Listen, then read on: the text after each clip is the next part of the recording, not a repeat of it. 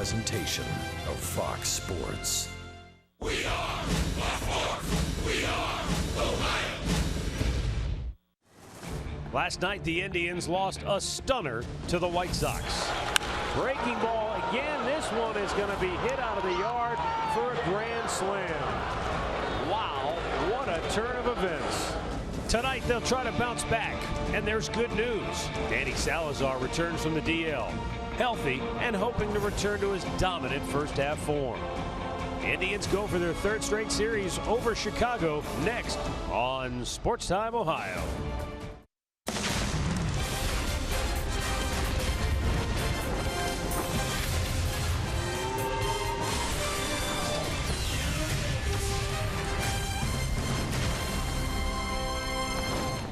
A busy night in downtown Cleveland, Ohio here at Progressive Field. The Indians try to take 2 out of 3 from their rivals from the Central Division, the Chicago White Sox. Hi again, everyone. Matt Underwood alongside Rick Manning. If the Indians are to take 2 out of 3, then they're going to have to slow down a suddenly surging Chicago team that beat the daylights out of them last night with the Bats scoring 10 runs. Danny Salazar comes back from the DL. Do you expect any lingering effects from the missing 2 weeks?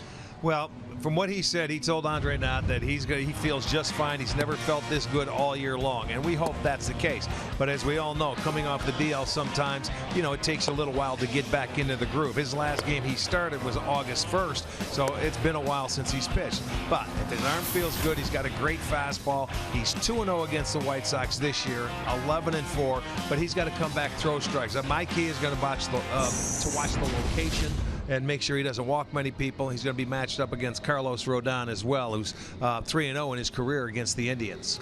Brandon Guyer, growing up, was a terrific football player. He was a running back, linebacker, all-state in Virginia, and truth be told, he wanted to go to college to play football. But he settled on baseball, and that may turn out to be a really good thing for the Cleveland Indians. Well, he has certainly endeared himself to his teammates coming over to Cleveland because he's hit everything in sight.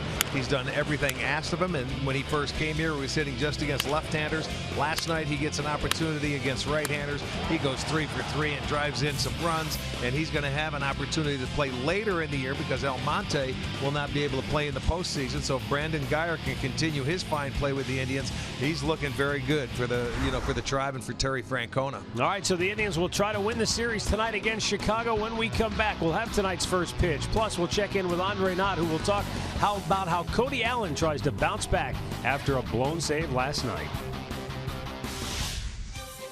Cleveland Indians baseball is brought to you by WB Mason, the official office supplier of the Cleveland Indians. By McDonald's, I'm loving it.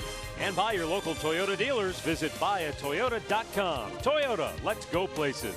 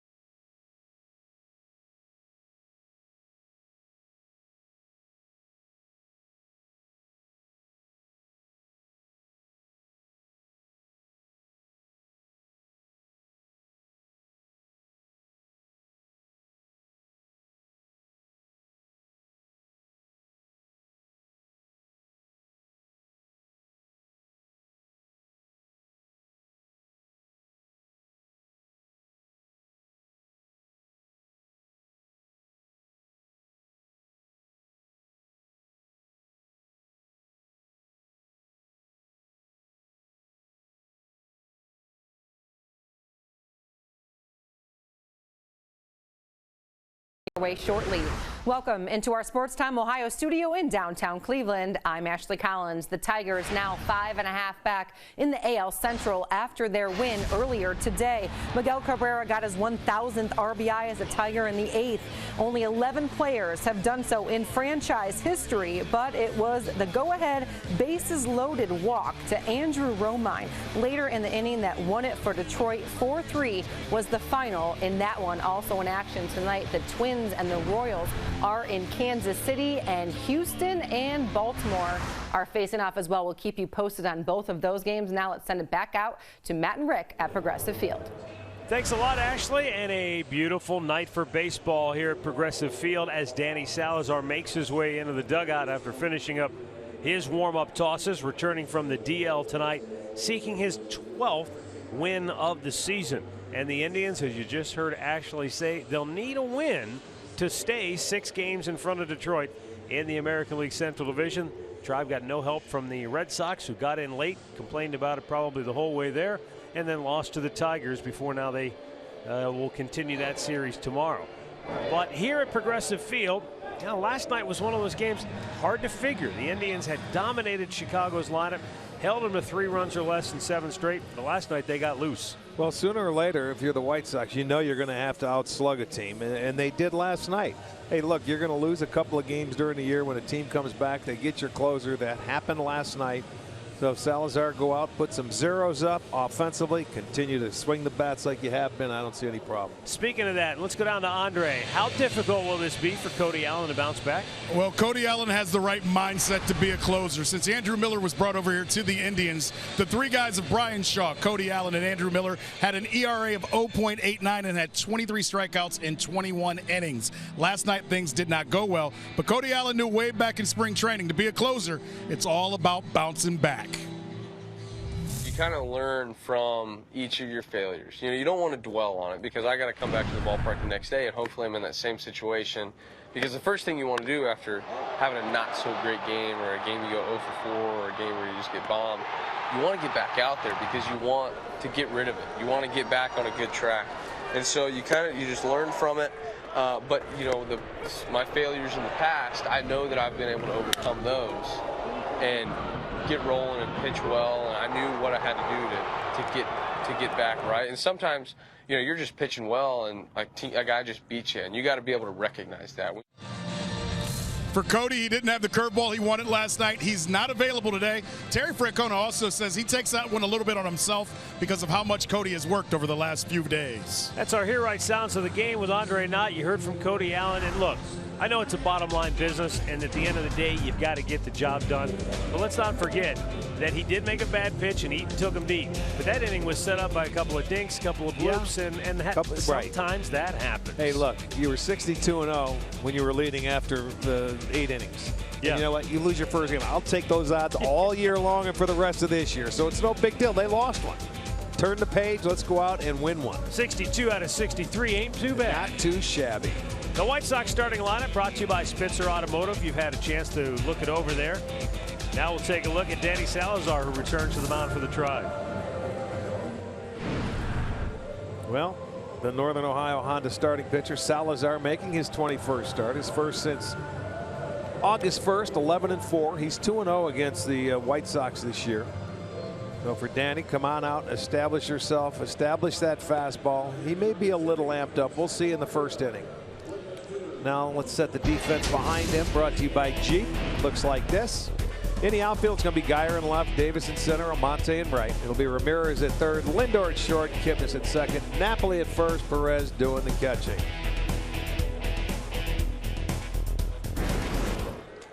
And Adam Eaton, who played the role of the villain or the hero, depending on which side of the fence you were on last night.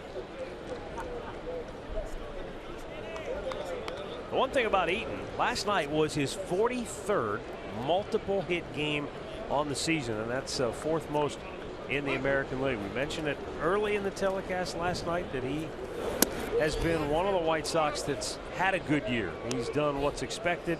He's played Gold Glove caliber defense in the outfield. He's swung the bat well, regardless of where he's played in the order. Remember, the last time we saw the White Sox, Tim Anderson was actually the leadoff man. That's right. He was hitting second, I believe. But he's a good top of the lineup hitter. This guy, he brings energy to a ball club. Danny Salazar is looking to find the strike zone. He's 3-0 to the leadoff man. And that's what you always look for when you miss some time and you come back out. Try and get your settled down, settled in, and you know it happens a lot during the year with a starting pitcher. That first inning. And it's 3-1. Yeah, you can say you're ready, you can say you feel great, but when that hitter steps in the box, that's when it changes. He walks him. Leadoff man aboard for Chicago.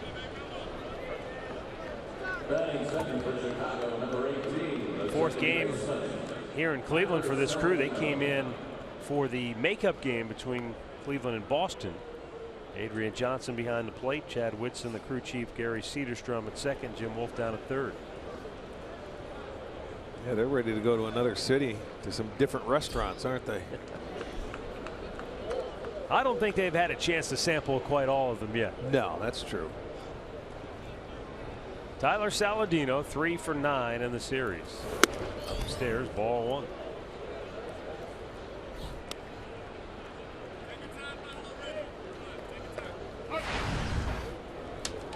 Out goes Roberto Perez. I don't know what Perez is going to tell him. He's just got to get himself in rhythm. There's not much Perez can say. This isn't going to help. Well, what it's doing is slowing him down. He's got to get into a rhythm, and remember, that's all what Danny is about, is rhythm. Get the ball. Sometimes he can have a tendency to lay back. Just take a deep breath and relax. Easier said than done.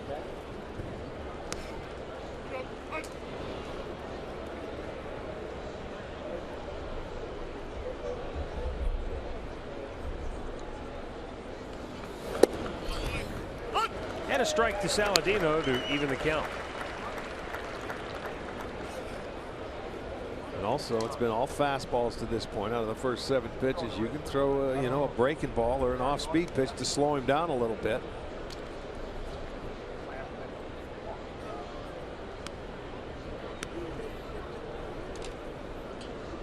The 1-1 up high. 79 degrees at game time, partly cloudy skies. Really, it's just about perfect. Picture perfect day. Earlier in the day, big puffy clouds. Nice.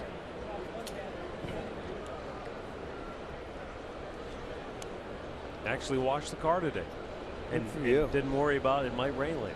Yeah, that's first time that's a since first. We've been home. That's true. 3-1. Well, for me, he's got to try an off-speed pitch here too.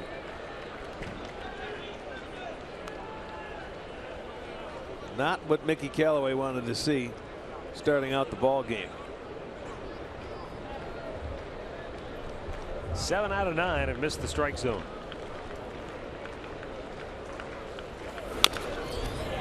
Saladino was swinging 3-1, fouling it off full count. I would expect to see him running on the 3-2 pitch with nobody out, try and get something going early in the ball game. Eaton has stolen 12 out of 16 on the year.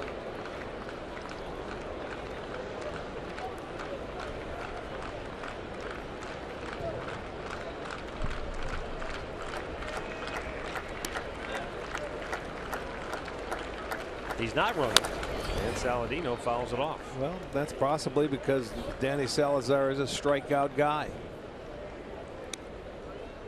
But, you know, Saladino has swung the bat pretty well in this series. He stayed on the baseball. He's taken it to right field. Saladino on there, he struck out 50 times. He's only walked 8, so maybe Ventura feels he's got a chance to swing and miss, and he may expand his strike zone if the guy's running. Well, the way this is unfolding, if you're Robin Ventura, you're probably figuring it's either going to be a walk or a strikeout. Yeah, I'd still start him. The guy can run just to make something happen early. There he goes. And it's fouled out of play to the right. To me, set the tempo, get aggressive early in the ball game. He knows his players much better than I do, but I always liked when you played on teams and you get full counts early in a game, no score, you try and make something happen.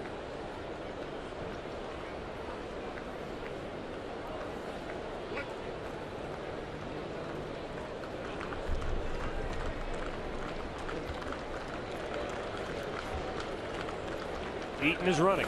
Upstairs, ball 4. He's walked the first 2.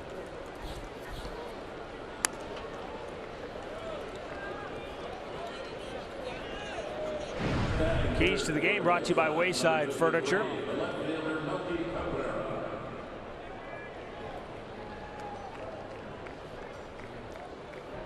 Short memory pertains to the guys in the bullpen, or the guy in the bullpen, who will not be used tonight.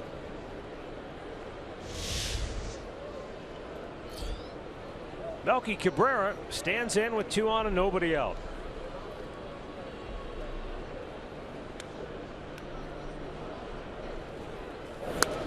And a bunt back over the screen. It's beyond me, and it was a ball. How you help out a pitcher, and this guy's played the game long enough to know. You know, he's having a tough time throwing strikes. So why are you going to help him out? And that bunt, obviously Robin Ventura didn't put it on. You have to make him get in the strike zone as a hitter. That surprises me. All I can figure, he's 2 for 11 against Salazar. He just must not have a lot of confidence. Yeah, but you bunt strikes. Popped him up. And left. Brandon Geyer. Thank you. Makes the catch, 1 away. Take that out. That's all a pitcher needs sometimes, is one hitter to get maybe a little overly aggressive where you help him out and you get him back on track. Let's see if that happens for Salazar, that first out. Now Jose Abreu to the plate.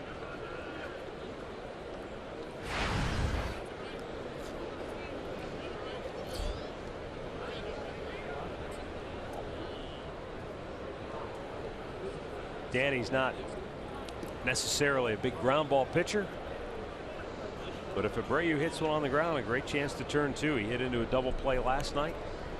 He's grounded into the 5th most in the American League. And he was late on that fastball. Well, and I like the location of that fastball down, and that's when it had a little movement. That was a ground ball pitch right there, if he hit it.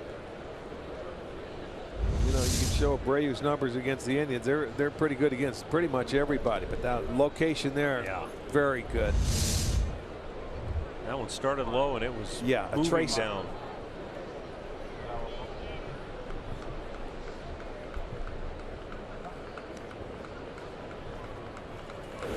In the dirt. It was a changeup.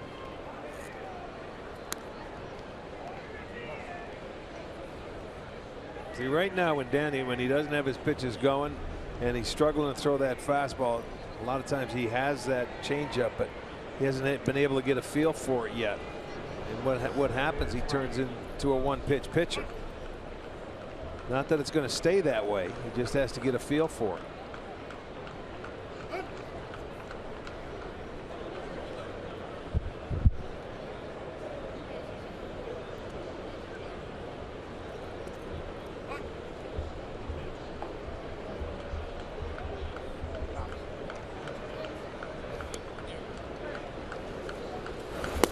In the dirt, 2-1.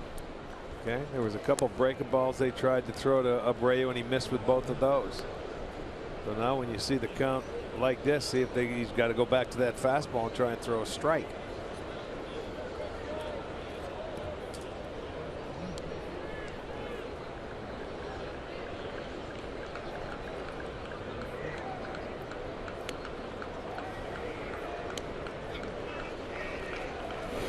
Upstairs, 3-1.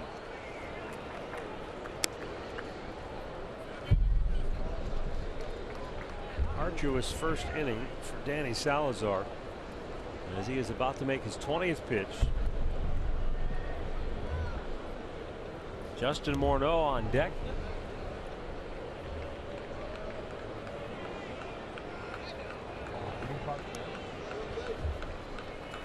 And he walked him. So he's walked the bases loaded here in the first. Let's see if Callaway comes out yet. It's about time for him because he hasn't been able to throw much for strikes. You know, he missed with the fastball. That was a good one right there, the best one of the night. And then he goes to a breaking ball. He tried and missed with another one.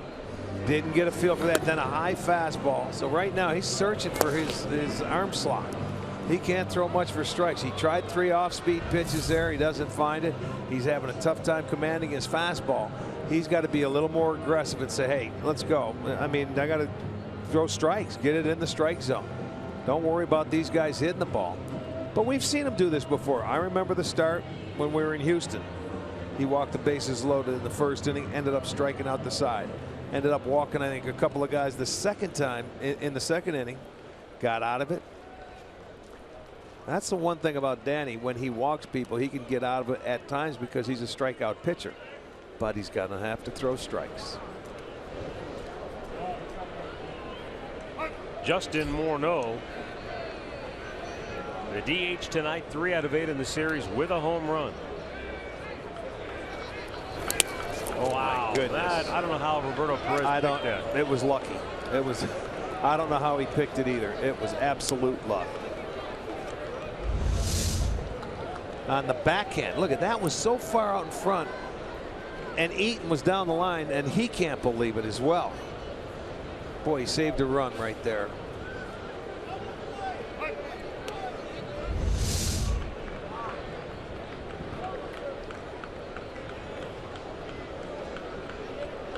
Taking a long time to get the signs.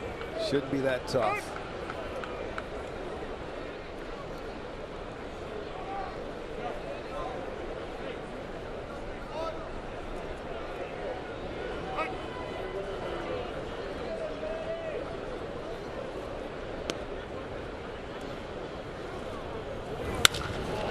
Morneau shoots one to deep left. Back is Geyer on the track. Can't make the play. That's going to score 2, maybe 3. Abreu coming around third to wave him home.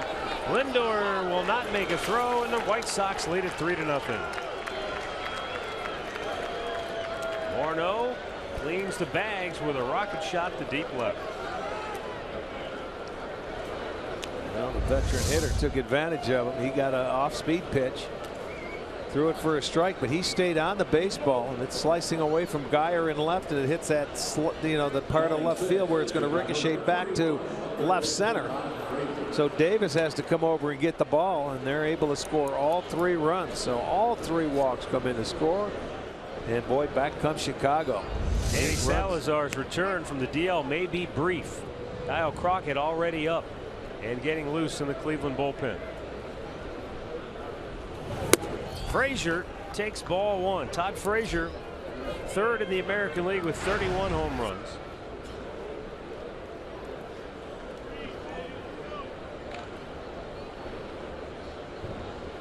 $14 out of 23 pitches have been balls. That's always, that was my concern coming in. Can he throw strikes? Can he command his fastball? And obviously he's not been able to do that.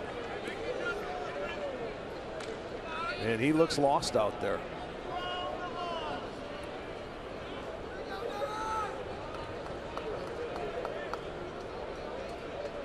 Really taking a lot of time in between pitches.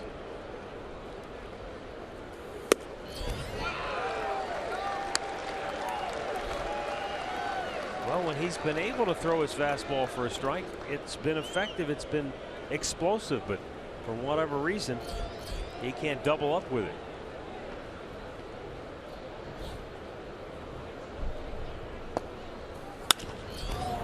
In the air, right field. Almonte will make the catch, 2 down.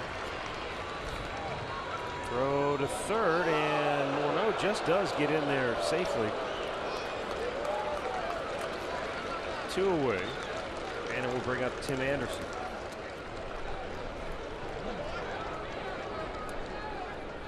For the White Sox, batting seventh, the shortstop, number 12, Tim Anderson. Now, I guess I understand you can't just come out and throw just 1 pitch, but you go back to that at bat against Abreu, and he threw that good first pitch fastball, and then off speed, right, instead of just staying with it, establish it, really get comfortable with it.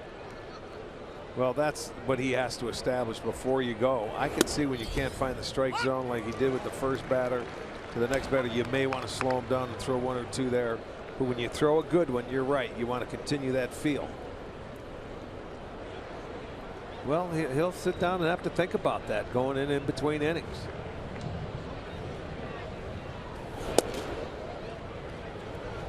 I mean, you have to pitch out there. I understand that. But first of all, you have to let your defense go to work. You can't be perfect, and don't be afraid to let the guys hit the ball. Let your defense do the work, and they've been standing flat-footed all night up until one swing. Anderson expanding the strike zone helps him out 1-2.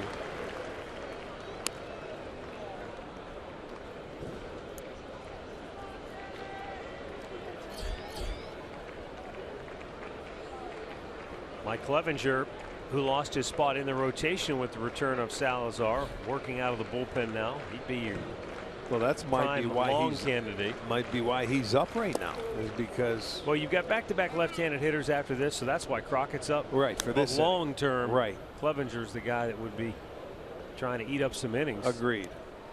Yeah, Danny's made 30 pitches already in the first.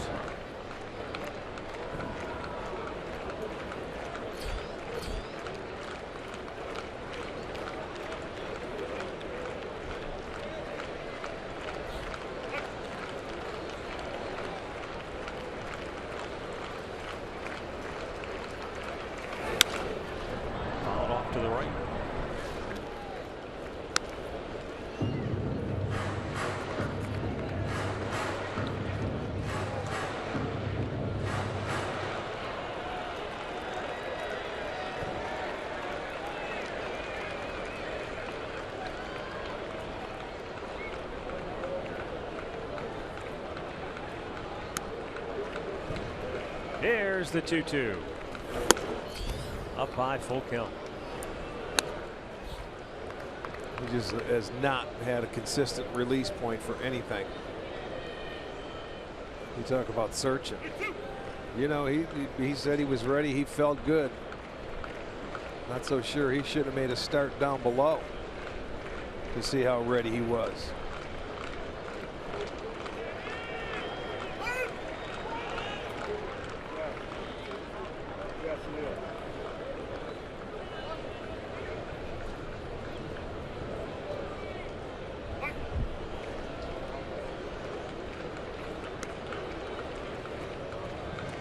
The payoff pitch is fouled right back.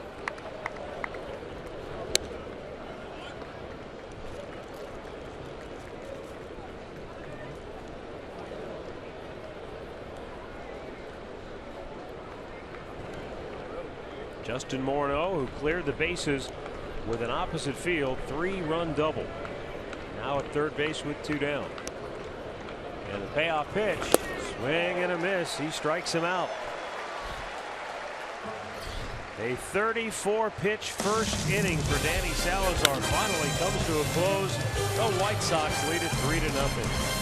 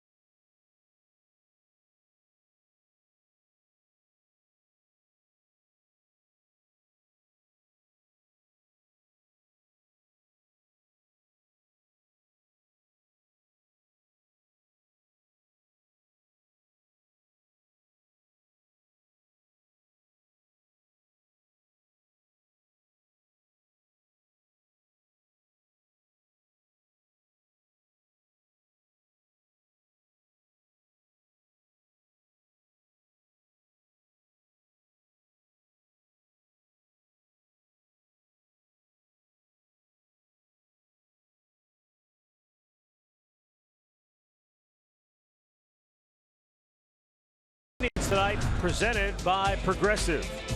Rajay Davis will lead it off.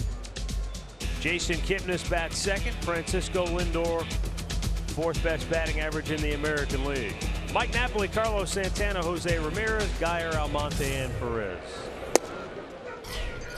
Strike call to Rajay Davis. Carlos Rodon didn't waste any time, did he? Went out there, got loose, and said, let's go. And that's what happens when they get you 3 in the top half of the first. Yeah, and the way it unfolded, he probably was like, I want to get out there while I still feel good. Yeah, it was about a 20-minute half inning. In the dirt, 1-2. Rajay Davis in his last 12 games has collected 12 hits, and he has scored 10 runs.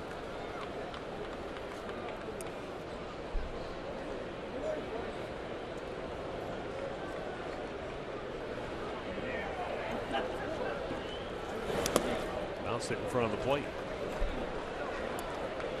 Rodon, 23 years old, 6'3", 235 pounds.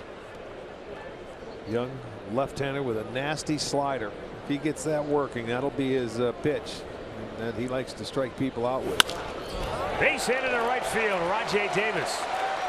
It's the Indians rolling here in inning number 1. Well, there's a nice start. You'd love to see the Indians come back and respond to that 3-run first, and that's a nice piece of hitting. Davis going the other way on a fastball down and away. Just stayed on it nicely. So you've got the igniter on first. Rajay leading the American League with 33 stolen bases. And at the plate, Jason Kipnis. Held without a hit last night.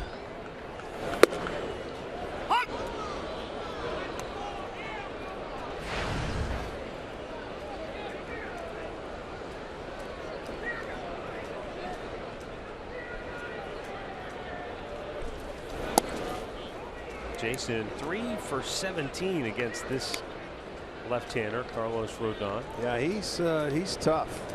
Left-handers hitting just 205 on the year against him, 18 for 88. His ball moves all over the place.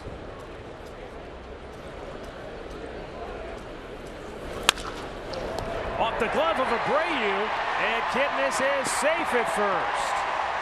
So the first 2 aboard for Cleveland. We'll see how it's scored. I gotta believe they'll charge Abreu with an error there. You think? I'm writing down a hit, and I'm going to have to change it. Just thinking positive, that's all. He was going to his backhand side. He didn't. Let me see this replay again. Probably should have had it. The official scoring is an error on Abreu. So 2 on, 1 out, and Francisco Lindor coming up. Well, if he comes up with it, it might be a double play. Yeah, it could have been. It was a backhanded catch right there, and it sort of ate him up. I don't disagree with the call. And now the Indians a real opportunity to come right back, steal some of that momentum. Francisco Lindor lifts one high in the air, deep center. Shuck back on the track and makes an over-the-shoulder catch for out number 1. Rajay tags, he'll get to third. Kipnis went back to first. Indians at the corners with 1 out on a long fly ball out by Lindor. Well, I'll tell you what, Shuck going back, and they did it exactly the right way. Kipnis went all the way to second base in case that ball landed, and he had to go back to first, but Davis was able to get back and tag to get to third base. So he did his job, and Carlos Rodon is our Hyundai starting pitcher. You can see just 3-8 on the year. He's 3-0 in his career against the Tribe. He had 1 start this year. It was a no decision. Pitched a pretty good ball game in this ballpark. Coming back in June, it was the 19th. He went 6 1/3, 8 hits, and just a couple of runs. So they're trying to answer right here and get on the board. Mike Napoli, 3rd in all of baseball with 11 home runs since the All-Star break.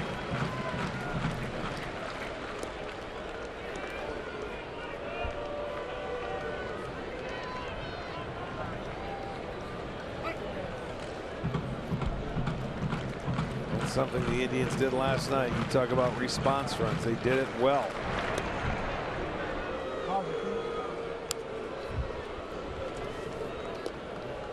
Even after the 5 spot that the White Sox put up in the top of the 9th, the Indians came back and got the tying run to the plate in the bottom of the 9th. Right.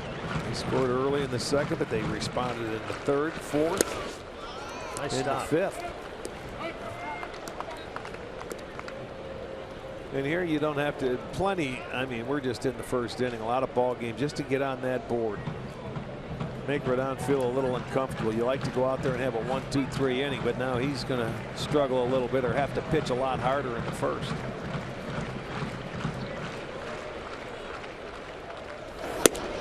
Take what you want out of this, but Kyle Crockett is still throwing in the Cleveland bullpen.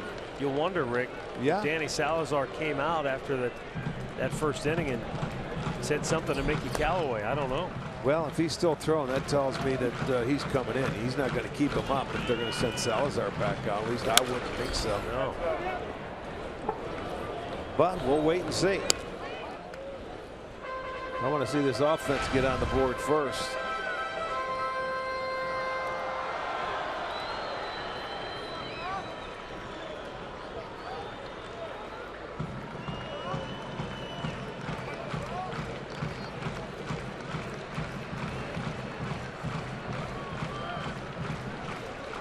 Now the 2-1, no, a throw to first instead, and Kipnis back standing.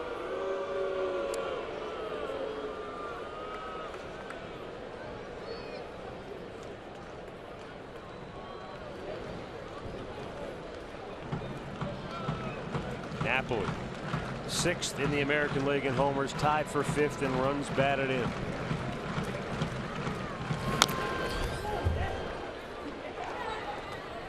That'll even the count at 2-2.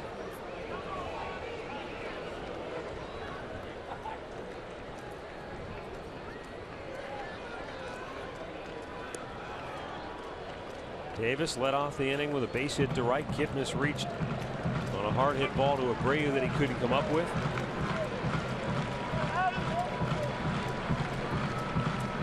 The 2-2 out of play. Well, since Salazar came off the mound and spoke briefly to Mickey Callaway, he has not returned to the dugout. So that would indicate that it will be a short night. Oh, absolutely. Well, who knows? Now you have to wait and see, did something happen? Is something still wrong if he doesn't come back?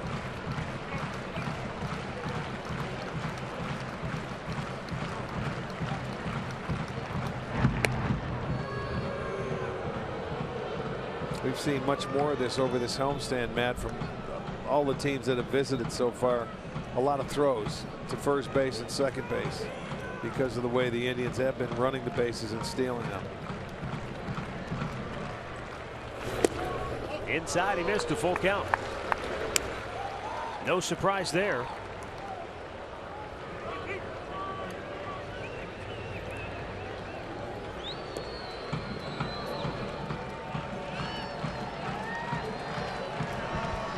First and third, 1 out.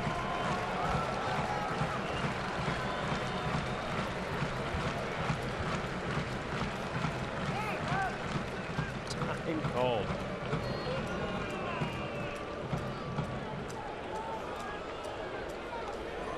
There's been more timeouts in the first inning of this game than there has been all last night. The 3-2. Into the glove of Frazier. Double play ends the inning. So we've played one, and the White Sox lead it 3-0.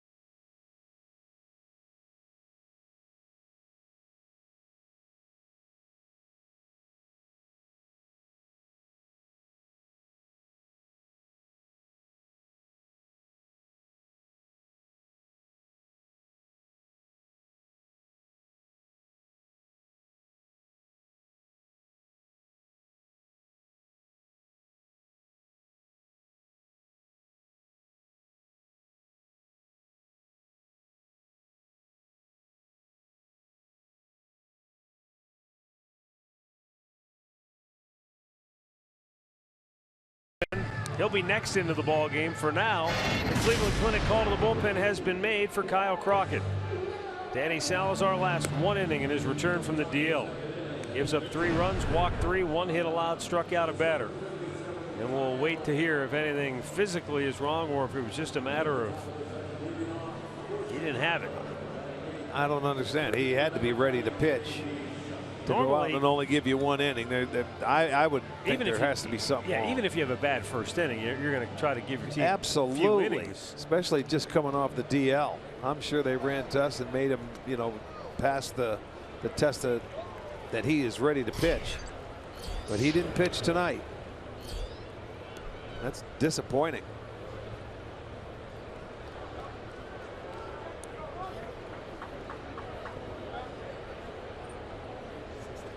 Out of the 34 pitches he threw tonight, 16 were strikes. Kyle Crockett facing J.B. Shuck. Then you've got Omar Narvaez and then Adam Eaton. So 3 left-handed hitters in a row to start this inning. So it could be Crockett's inning. If anybody gets on, perhaps he will go to Mike Clevenger. Well, I'm sure that's why he's up and getting loose. Being a starter, he usually takes a little. How bizarre is this? Danny Salazar's in the bullpen. Have you seen that in big league game before? It's spring training. That's what I mean. That's wild. No, I have not. I don't know what's going on.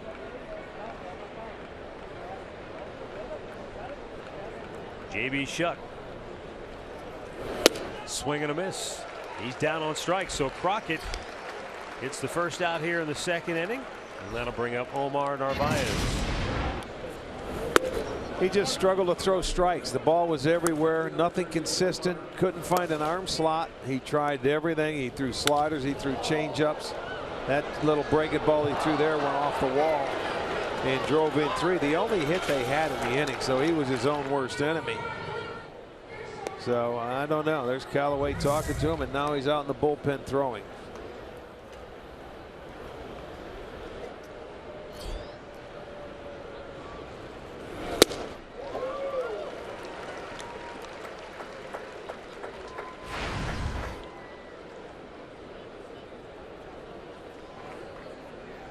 Kyle Crockett has been a strike throwing machine. He's 4 for 4.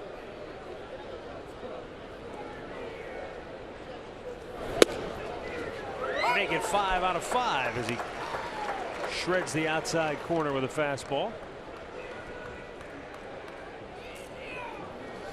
Yeah, what a difference a strike makes.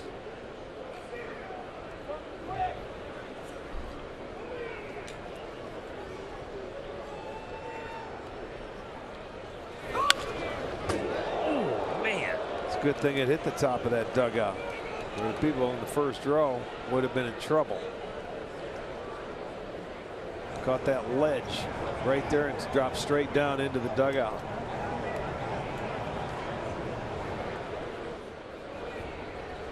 It's another scary one though for those guys sitting on the railing.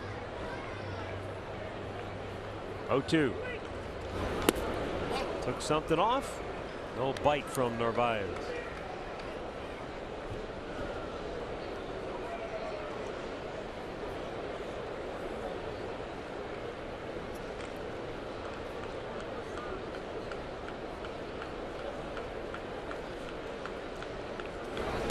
Well, it's a good news, bad news deal with Salazar, I guess. The bad news is he didn't pitch well, and Terry Francona probably after that first inning said, "Look, the way he's throwing it, we don't want to fall behind," and so he probably said, "Let's just get the bullpen and let him go throw some more out there, I guess." Get your work in.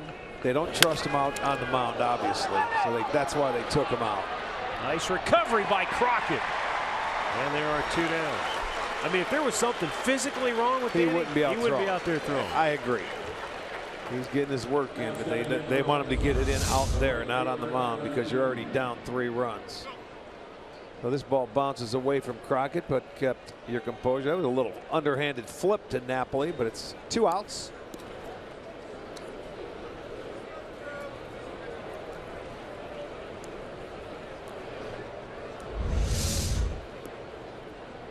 Top of the order, Adam Eaton. He walked and scored in the first.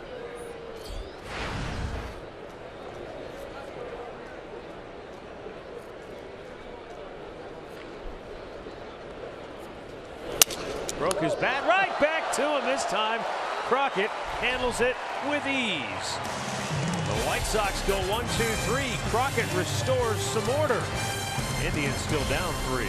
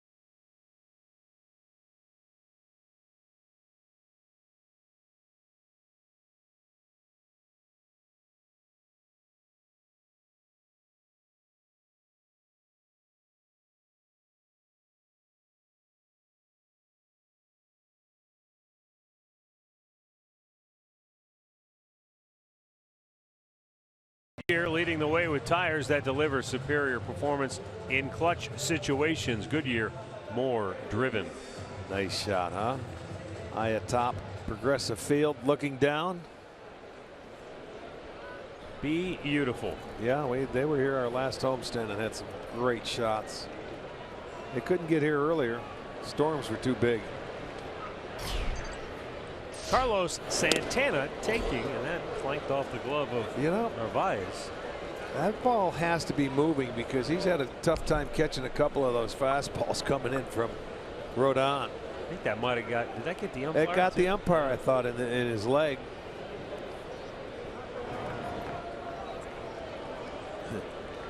He may be standing right behind him now instead of on the side. Up and away, 2-0. Indians down 3-0. They threatened in the first, but were unable to cash in. Santana with a line drive single into left field for a base hit. Carlos come back, had a couple of nice swings last night and puts another good one here. Stays back on the heater, gets a nice line drive off the bat. Let's check the Sox defense behind Rodon tonight. Cabrera in left. It'll be Shuck in center. Eaton over in right. Frazier at third. Anderson at short. Saladino is at second. Abreu at first. Narvaez behind the plate. Jose Ramirez takes down low, ball 1.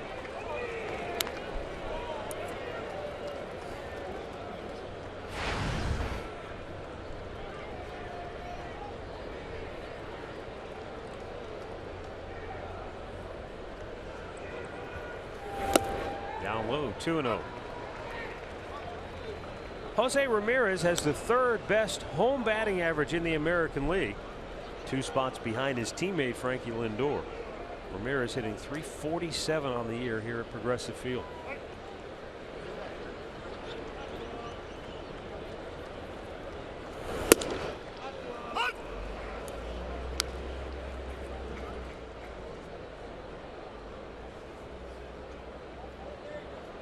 Ramirez has 1 hit in each of the first 2 games in this series. Right to Frazier at third. To second for 1 on the first. double play. So 2 innings, 2 double plays.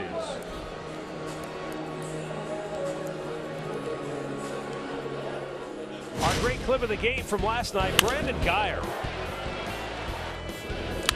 3 hits in the ball game, and that gives him 12 in 26 at-bats since coming to the Indians from the Tampa Bay Rays. This is his 12th game with the Indians. A homer and 8 RBIs to go along with that. Yeah, he's done a nice job in the batter's box.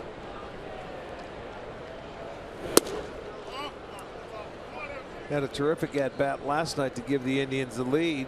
When they finally came back, he drove in a pair of runs. He was down in the count 0-2. Worked it to a full count and ended up fighting one off to right field. But so he earned it. And that's been one of the things the Indians have done so well on this homestand is 2-strike hitting, scoring with 2 outs. They've hit the ball well so far, but they've got 2 double plays to show for it. Bounced it in front of the plate. Guyer's old club, Tampa Bay, reminded me that our pal Brian Anderson was checking in. He was watching us tonight on TV, and he agreed with us. He said, I don't think I've ever seen a starting pitcher leave a game and go to the bullpen to throw. I haven't in the big leagues. Like I said, in spring training, I have. Right, I've never seen it at the major league level. That's what he said as well. He goes, that March is the only time I've ever seen it. That's right. I'm waiting to see a guy go do his sprints in the outfield. Now, if Danny starts running poles, yeah. then we've got a story. No kidding. But again, it's a good news, bad news situation. And I think the good news is it doesn't appear that health is the issue. No. Bad news is it appears he was mechanically out of whack. Yeah, he was out of whack. So in other words, you go out there and you say, I stunk, man. I stunk. I thought I was ready, and it just didn't work out. Wow. I don't know about that call. Guyer's rung up. First strikeout for Rodon. 2 innings, and the Indians have banged into a couple of double plays. And the White Sox lead at 3-0.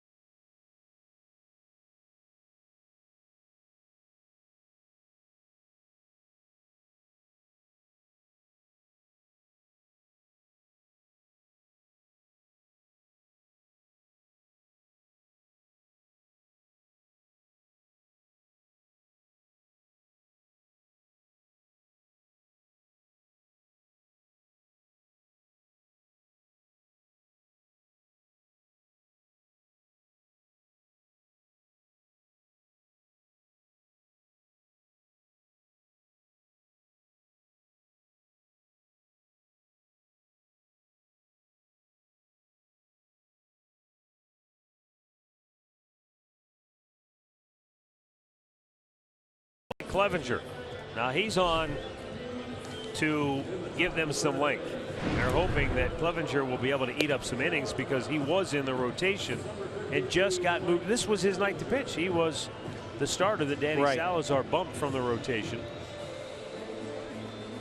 Obviously a little different situation for him because he probably wasn't expecting to be in the game quite this early. Well, when you're in the bullpen, you always expect to be in a ball game. If you talk to relievers, you have that opportunity to pitch every night, whether you think so or not. And it's when you least expect it is when you're called upon. So Salazar continuing to get some work in down in the bullpen. You know, he probably throws so many pitches and sits down like it's an inning of work. Sure. The only difference is there's no hitters in there. They can't take you. They can't hit you. Mike Clevenger goes to work. Tyler Saladino takes a strike. Saladino walked and scored in that first inning that took 34 pitches for Salazar to get through. He walked 3, gave up a 3-run double to Morneau.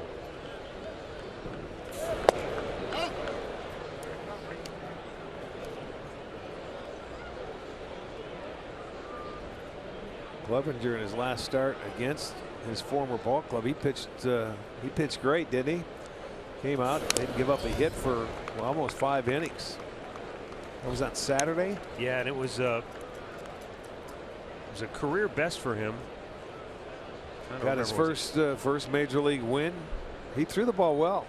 Had good location. I'll tell you what, he got squeezed a couple times too on a lot of pitches, I thought. Swung on and missed. Well, Mike Clevenger takes care of Saladino, 1 away. Well, Indians baseball is live with the MLB.com at-bat app. You can stay connected all season with radio broadcasts, video highlights, stats, news, and more. Just download the MLB.com at-bat app, the #1 app for live baseball on your smartphone and tablet.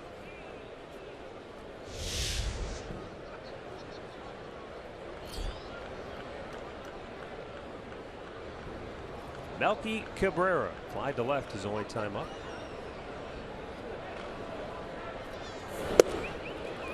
He's the one back in the first inning where we couldn't understand. He walked the first 2 guys, and then Cabrera tries to bunt the first pitch that's about at his chin, and he fouled it straight back and then popped up the next pitch and actually helped Salazar out to get his first out.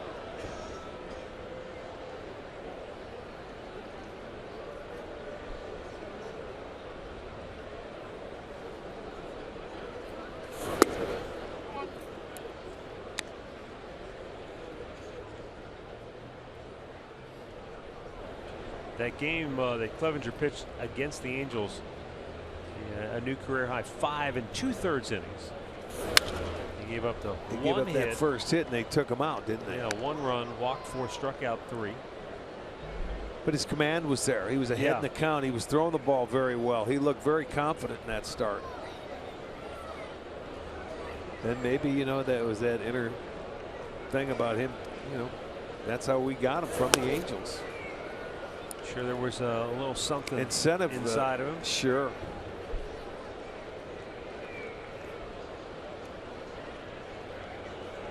Full count to Cabrera.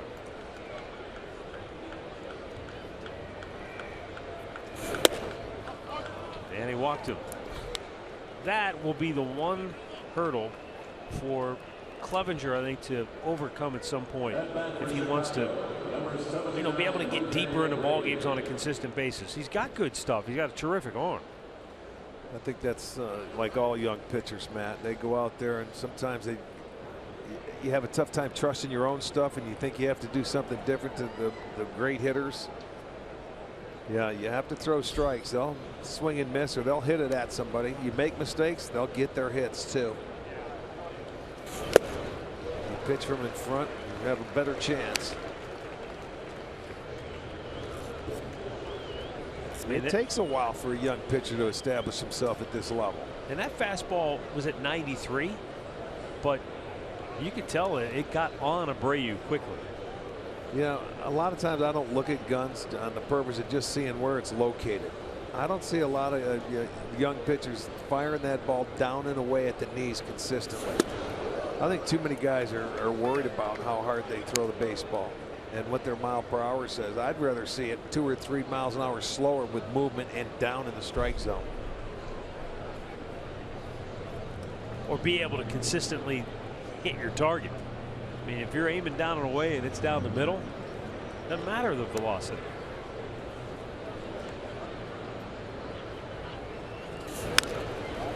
Yeah, every pitcher has to have a go-to pitch.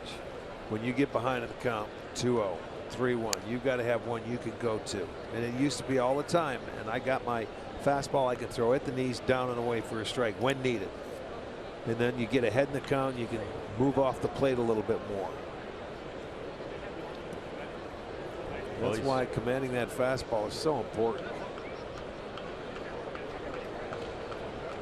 Throw to first.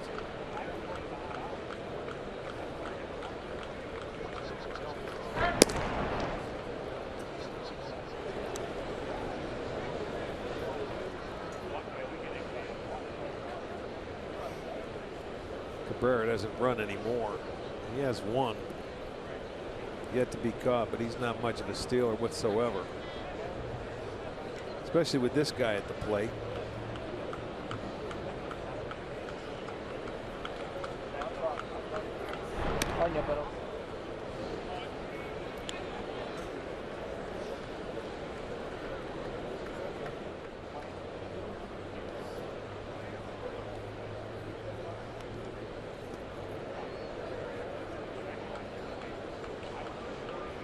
Clevenger, the Florida native.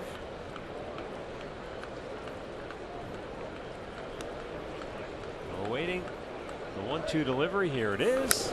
And Abreu spoils it.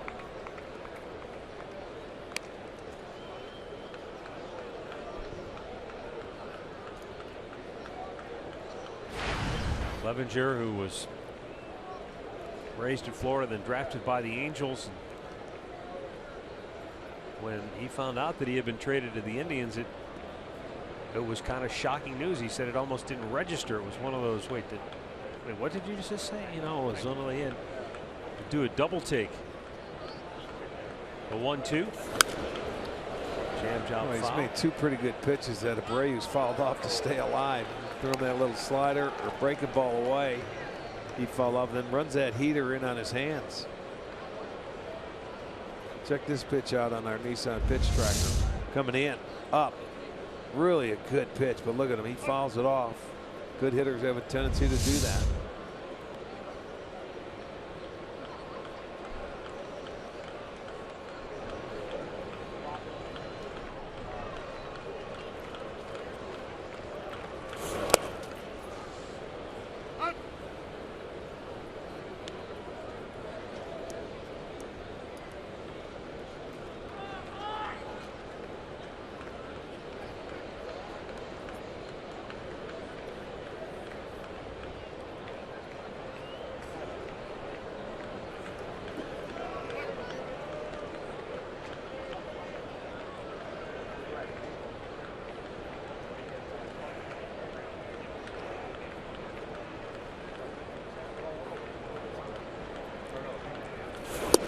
Missed with the fastball on the full count.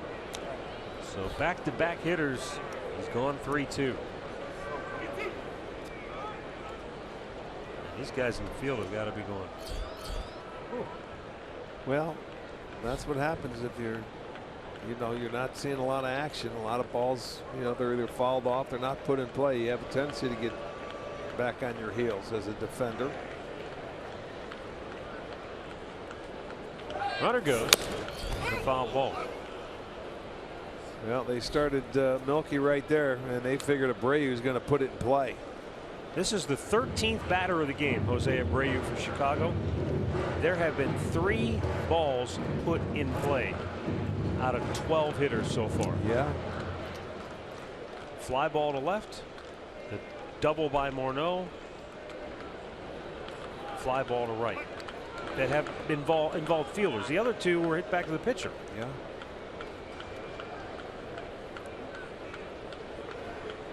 Again, the runner goes. That ball's hit a long way left. Back up is Geyer on the track. Makes the grab right in front of the wall. And Melky Cabrera will retreat to first, 2 down.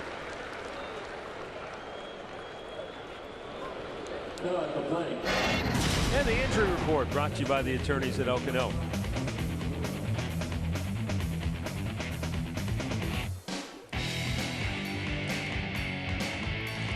Joe Smith already on the DL, huh? He just got over to the Cubs. Yeah. Been a tough year for Joe. He had injury problems earlier this year with the Angels.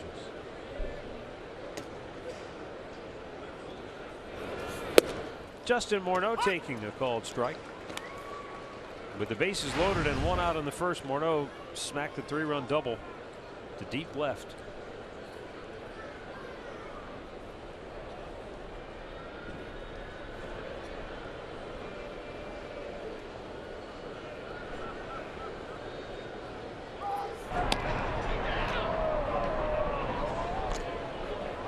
I think this is a good sign for the White Sox. Somebody to protect Abreu in that lineup. Good left-handed bat. He's going to see primarily all right-handed pitching here.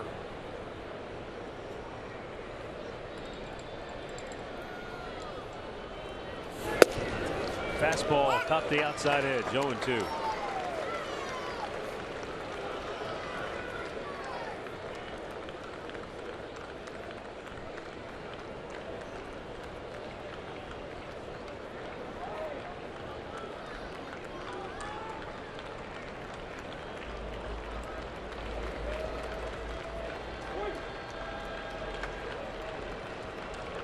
Two-strike pitch.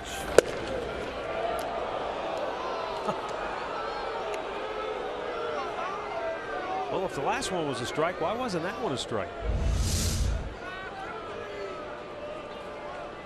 I mean, those dots are almost on top of each other. Two of them were, one of them wasn't.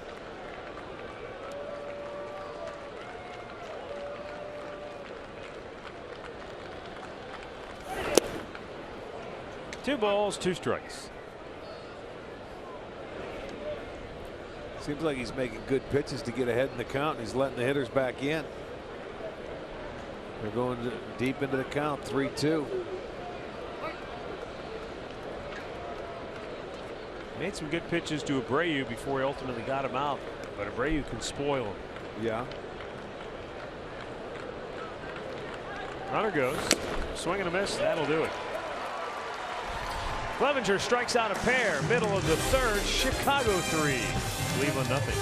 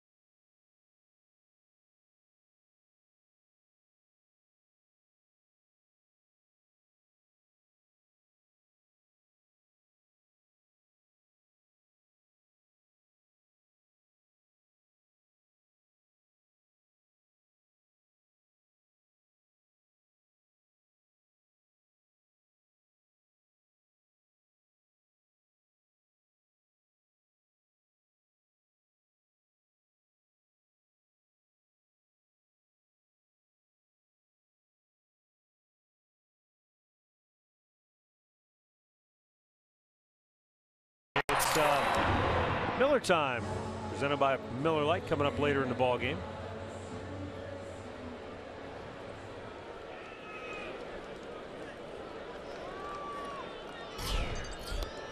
Abraham Almonte will lead off for Cleveland, then Roberto Perez and Rajai Davis.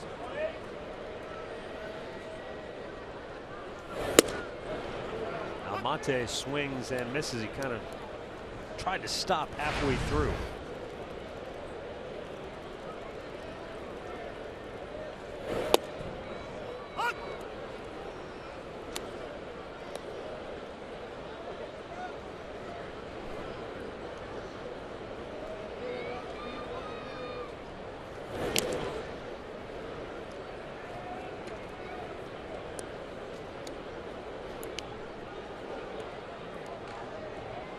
The Indians have had their leadoff man aboard the first 2 innings of this ball game.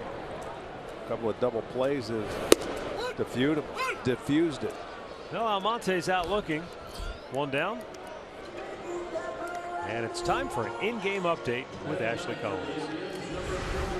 Thanks, Matt. The Astros and the Orioles are in Baltimore, and it's Mark Trumbo with his 35th homer of the season. This one a 3-run shot to left in the first inning. Baltimore in a 3-team battle in the East. They're a half game behind Boston, 2 back from Toronto. Orioles up 5-1. Boy, what a year he's having, huh? 35. Outside, ball 1 to Roberto Perez.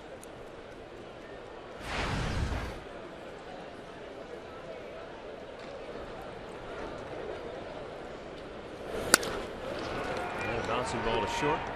Anderson slipped and still threw him out. 2 down. We'll go down to Andre now. You know, guys, everybody takes wins and losses differently. For Rajai Davis last night, he didn't start the game, but he pinch hit late in the game. He didn't like his timing. He didn't like his at-bat. So when everybody else went in the clubhouse and took showers after last night's loss, he went into the cages and hit for 20 more minutes. I talked to him about it this afternoon about it, and he says he couldn't sleep well if he goes home and knowing that his timing is off. He says he wanted his timing right when he got here to the ballpark. Then he could worry about the starting pitcher today. He says he's done it in the past and he'll continue to do it. And in talking to some of the hitting coaches, they appreciate that he's willing to do something like that. Well, he came up and got a base knock in his first at bat, so he did something right. Yeah, but how about the coaches when they want to go home to their family after a ball game? Strike called and the count 1-1.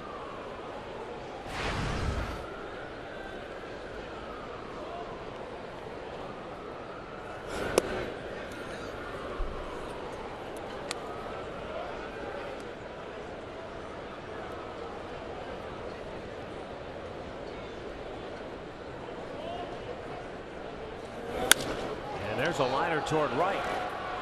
Eaton stays with it, and the Indians go 1-2-3. 3-0 Chicago as we move to the 4th.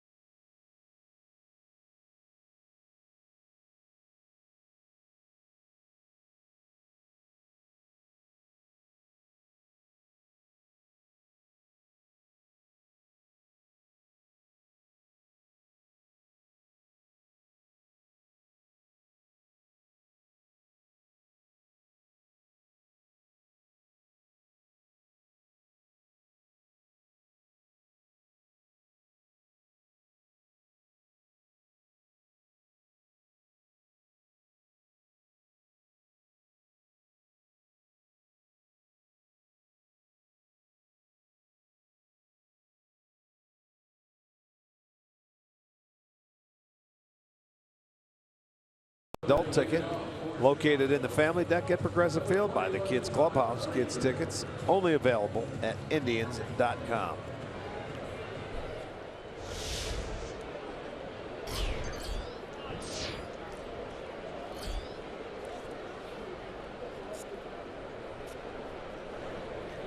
Todd Frazier to lead off for Chicago here in the 4th inning.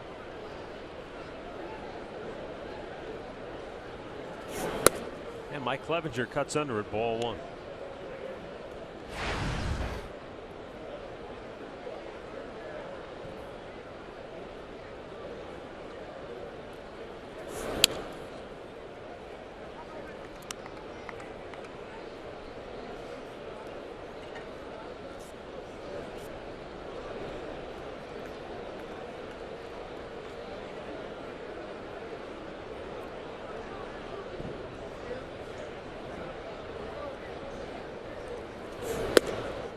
In there for a strike. It's 2-1. Comes right back with that slider. Missed with the one before that, but called it again and slowed it down. Much better pace.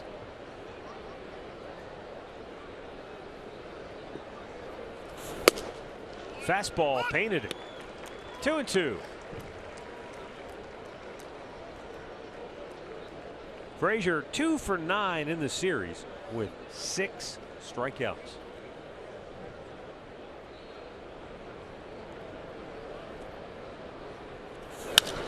Threw his bat at it. Long run for Almonte. He's there and makes a fine running catch in the corner for out number 1. Had a long way to go, but runs it down. Frazier had a pretty good pitch there. The other way, kept it fair.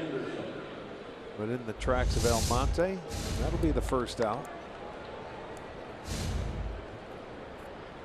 Kia in the driver's seat. Tim Anderson riding a 10-game hitting streak. Nice curveball by Clevenger.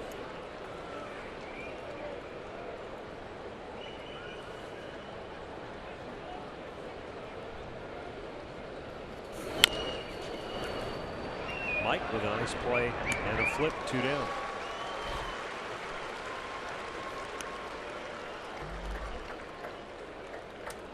The hitter for the White Sox, the center fielder, J.B. Shuck.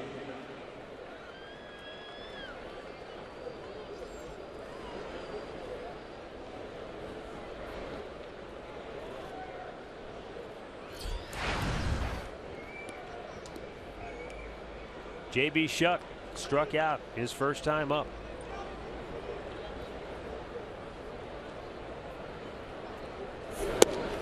And a fastball strike to the outside corner.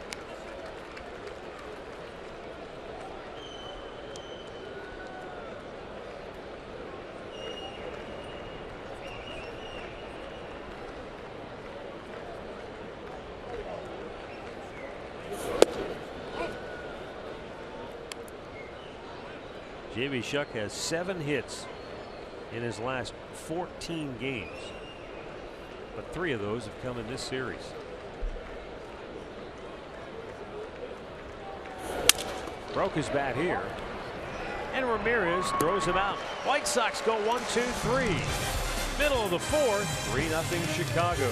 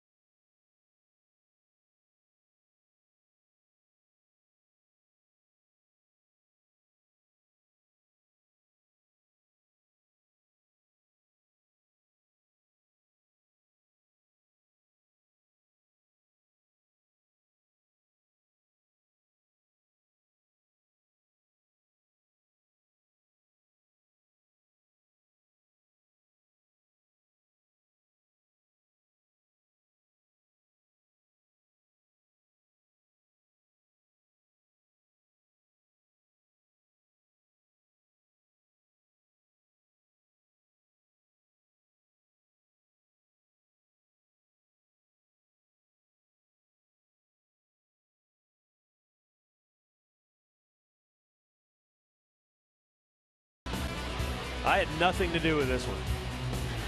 Well, 15 games for the Rangers, 7 homers and 14 ribbies. Off to a great start with his new team. Good for him.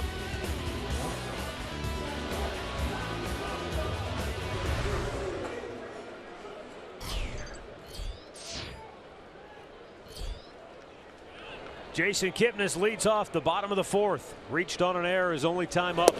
Takes a strike.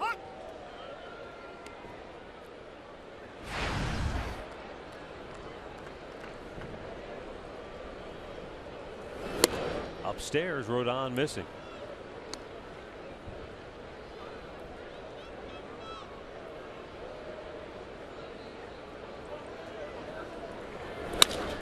Kipnis with a line drive, knock into right field. Took a funny hop. That would have been interesting if that skipped by Eaton. But the Indians have their leadoff man aboard already for the third time in 4 innings. Now we'll see if they can stay out of the double play. That's been their nemesis early on here tonight. Well, Kipnis hit the ball well his first time up. It was off the glove on the backhand side of Abreu, but gets that one into left field. His first hit. Well, the bullpen's done what they had to do. They put zeros on the board to give that offense an opportunity to get back into it. It's only 3 runs. The way they score in this ballpark, no problem. Francisco Lindor takes the ball inside.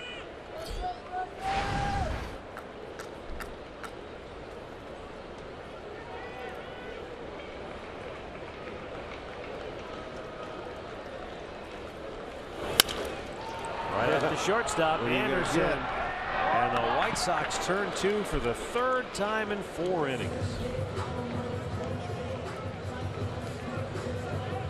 2 for the price of 1. That's not what you want to do offensively, but give Carlos Rodon some credit. He's made his pitches.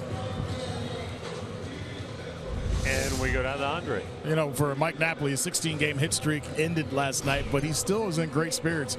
He goes, anytime I can have a 16-game hit streak, he goes, things are good. He said as long as his streak prior to that was 14 back in 10. He just likes where he's at right now. He says he hasn't felt this comfortable this late in the year in a long time. Yeah, it's a good feeling. And when you say 16-game hitting streak and talk about Mike Napoli, it is. It's sort of surprising the way he could swing and miss, but we witnessed it. And he was hot.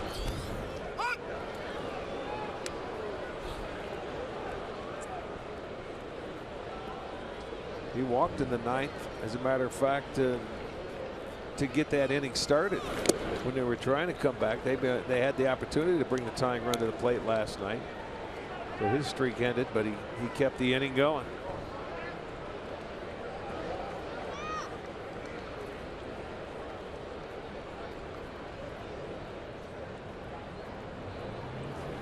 Rodon deals, and Napoli pulls it foul.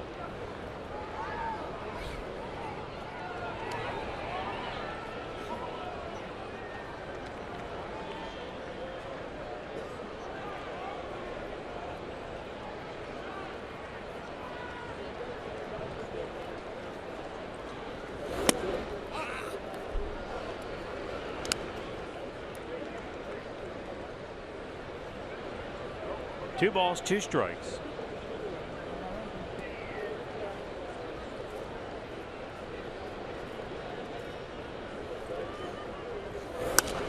And on a play to the right.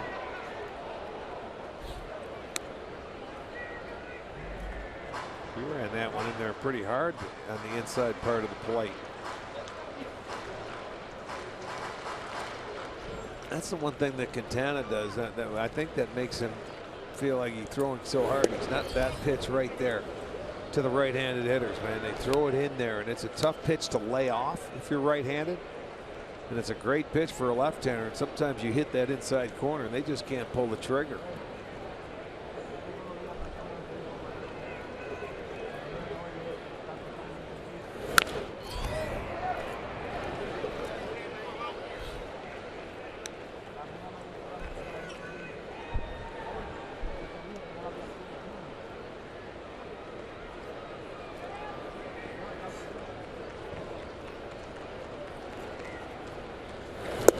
Struck him out.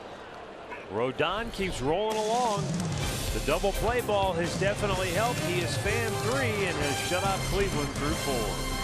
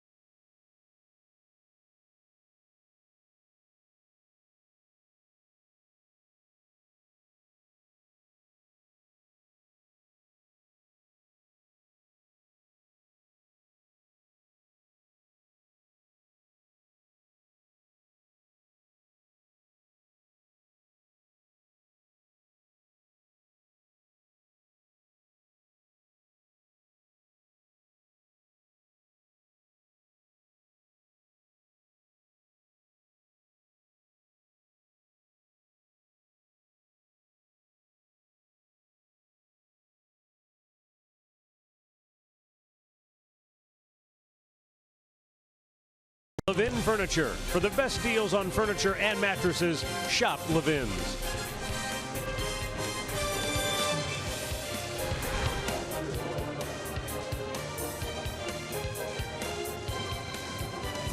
Nothing Chicago.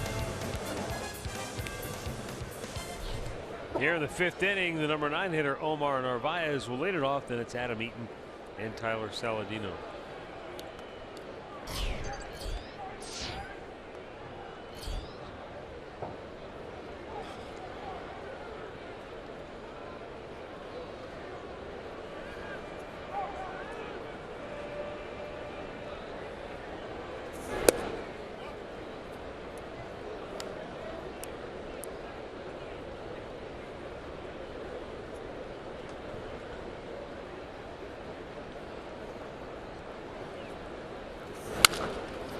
To first base, Napoli takes it himself. 1 away.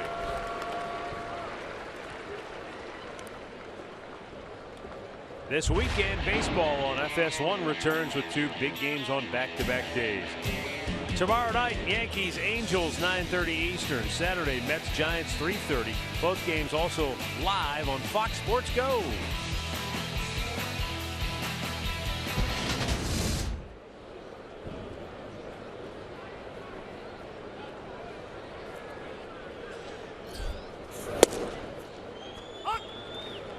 Mike Clevenger has faced 8 batters. He's retired 7 of the 8. The only one to reach was a walk by Melky Cabrera.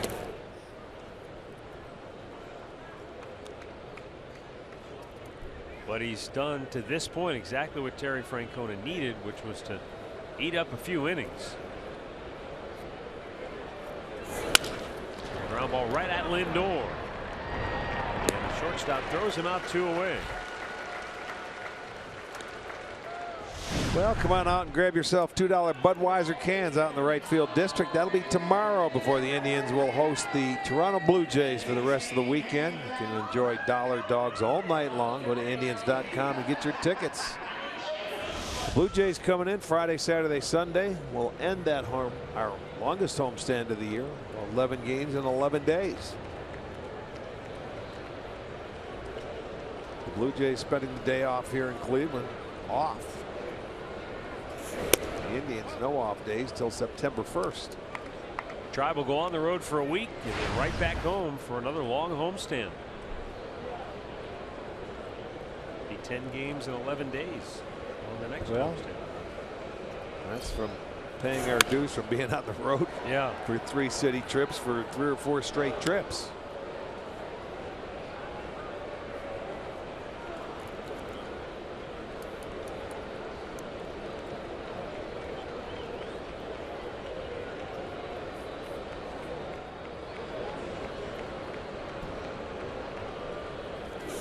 Up and away.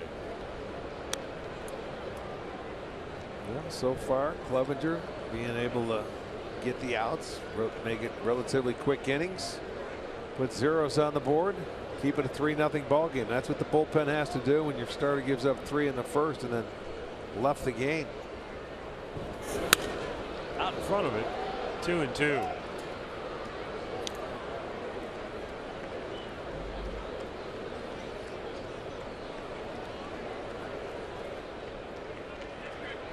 Beautiful sunset. And the sunset early on Danny Salazar tonight. He made it through just 1 inning. Salazar coming off the DL tonight. If you joined us late, he walked 3 of the first 4 batters and then gave up a 3-run double to Justin Morneau. Retired the next 2 to get out of the inning, but it was a 34 pitch inning.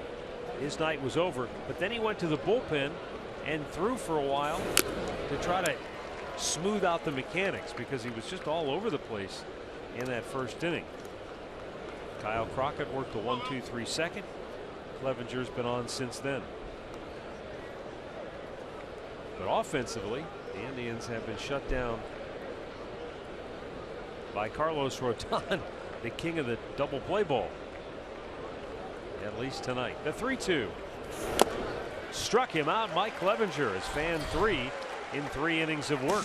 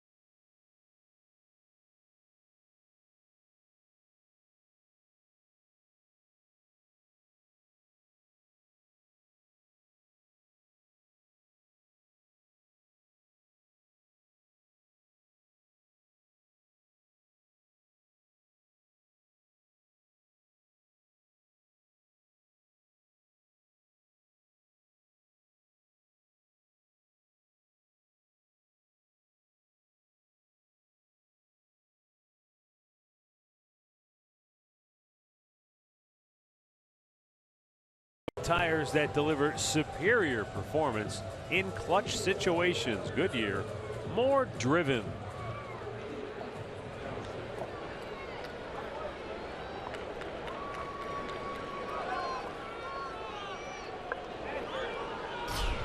Carlos Santana takes a strike. Led off the second with a base hit.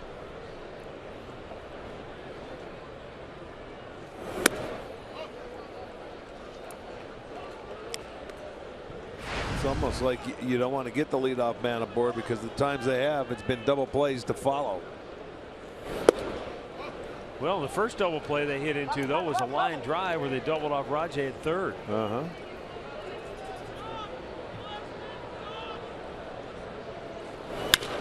Smash down the left field line into the corner. Or you can hit doubles. Doubles work. We'll take those. Santana leading it off with a 2-bagger, his 21st double of the year. Been quite some time since Santana had a double. It's been about 20 games, but he drills this one down the line into left field. So again, that leadoff man aboard in scoring position. See if they can take advantage of it now. Well, you've got the league's 5th best hitter with runners in scoring position at the plate. Jose Ramirez. For the year, a .378 hitter in these situations.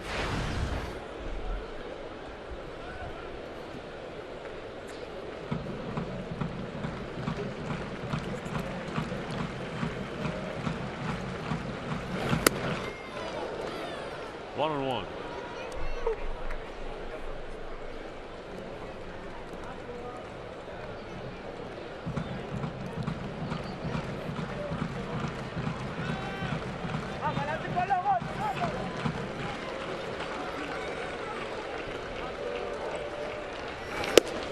Takes a strike, and it's 1-2. Good pitch. Hit on the hands. That time he hit the corner of the zone. Go right in there. Good fastball. Look at that. That's some run to it.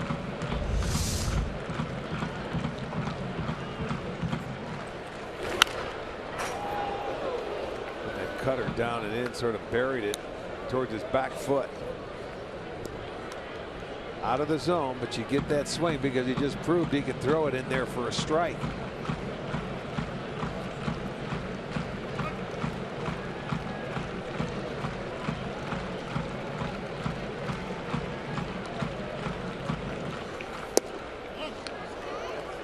Rodon's overall numbers might not be that impressive this year, but he can beat good lineups. He had a no decision, but he held Baltimore to 1 earned run in 6 innings of work. He had a start where he pitched well against the Tigers, against Toronto. Right back up the middle, and that will get through. Indians will get on the board as Santana comes home to score. And once again, Jose Ramirez with runners in scoring position, money in the bank. The Heat miser continues to sizzle. Well, it wasn't hit that hard. It was placed perfectly. It was up, though, and that helped him get it up over his head. That'll be our Yellowwood bringing the lumber. He gets the Indians on the board.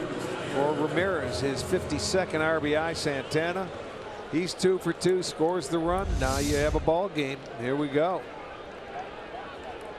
And Brandon Geyer called out on strikes his first time up.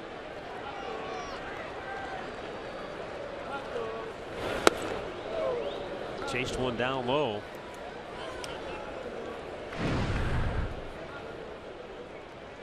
Player profile brought to you by Levin Furniture.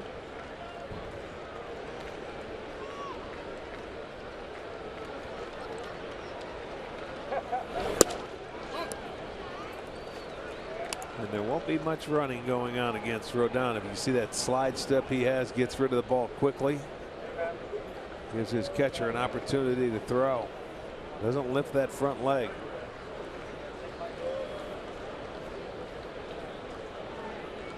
He did that time. Right to third. Frazier to second. There's one. On to first. Another double play. Well, that's 4 already, and it's 5 innings of play. Around the horn again to a 5-4-3. The Indians now have hit into 108. No, excuse me, 105 double plays.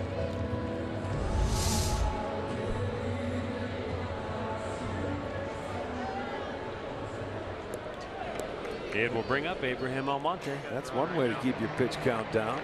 We're on right now. And a fastball strike.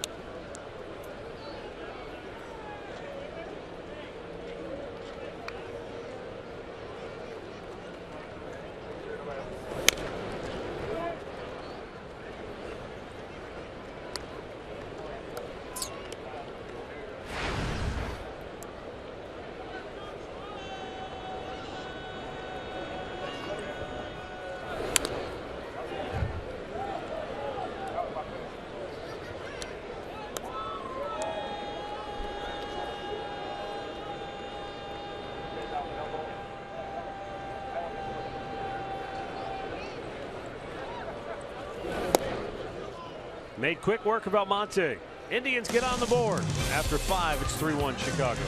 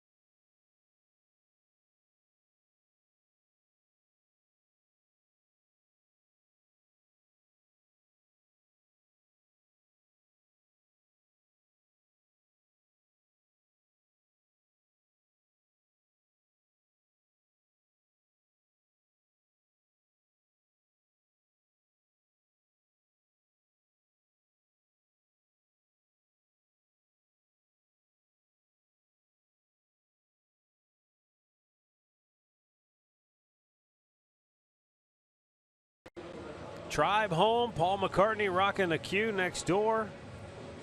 It's the happening place. In-game summary brought to you by your local Toyota dealers. 3-run double in the first by Morneau. That's been it for Chicago. Only run for the Indians. You may have just seen it. Jose Ramirez banging one up the middle. It's the 40th two-strike hit on the homestand. Yeah, they've done a great job doing that. And the Indians bullpen has done a wonderful job to this point. In their 4 innings, they have not allowed a hit, 1 walk, 4 strikeouts. Out of their 56 pitches, 36 strikes. Clevenger doing 3 innings of the work, and of course Crockett did 1 inning. So they're doing exactly what they have to do: put zeros on the board and keep their team in the ball game. Melky Cabrera looks. It's outside, ball 1 to even the count.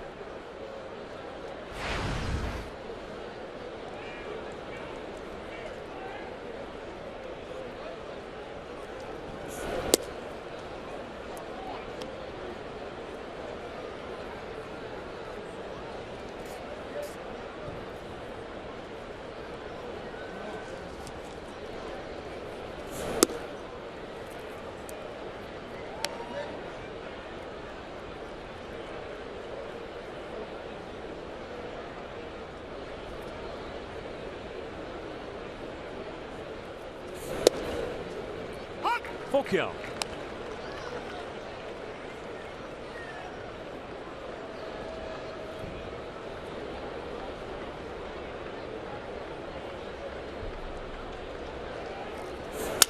Broke his back. The barrel ended up near first base. And the handle ends up in the coaching box.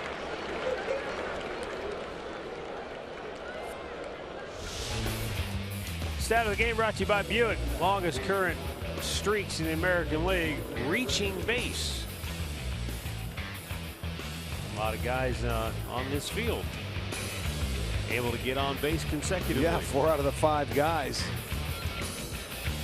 And of course, Jason Worth has his still going over the National League. I think he's at 45 or so. He was doing that when we were in Washington. Jose Abreu cuts and fouls it off.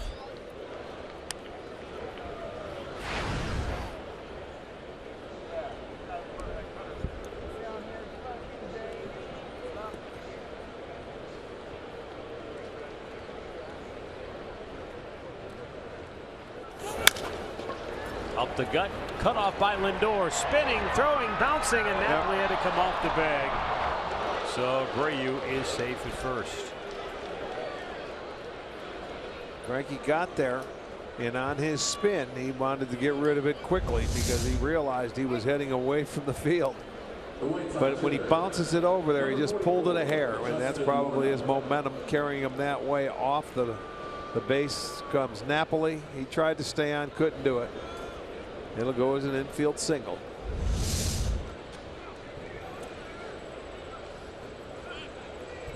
So that's only their 2nd hit, and that's the first hit the bullpen has allowed. You know, last night it was a play that Frankie tried to make in the 9th inning, and Andre has more on that on Todd Frazier. Well, in talking to Frankie about the play last night, he says he knew he was deep in the hole, and I know Arch brought it up during the game. Did he think about bouncing it? He says 9 times out of 10 he would have tried to bounce it. He said but he was so far in the hole, he just tried to put everything he had on it, and the ball took off on him. He said lesson learned. But you know, Terry Francona said it in a great way. He goes, you can't take away his aggressiveness because of the plays he makes day in and day out. Right. You just got to live with that sometimes. Well, and that's how you learn at this level, by mistakes. You know, you make a mistake and then you learn that way, and you try not to do it again. Awfully hard to do because he's so aggressive out there at shortstop. You never take his aggressiveness away.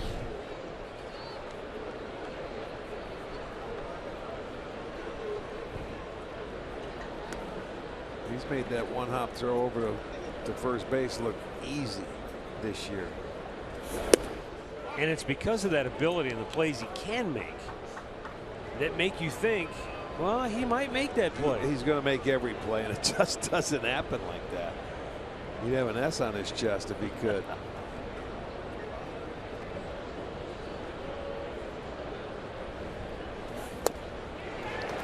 Down on strikes is Morneau. 2 away. It's the 4th strikeout now for Mike Clevenger. Make this our Circle K strikeout. Boy, he's got more dough. That's an excellent location. Low heater tracer. Down at the knees or maybe a little below. Excellent location right there. Gets the strikeout, his fourth. Gary Cederstrom, home plate umpire. I mean the crew chief. What, he didn't like that ball? He'll throw a ball out if you look wrong at it. I mean, but he just struck him out. What's wrong with it? I don't know. Did it hit the dirt somewhere?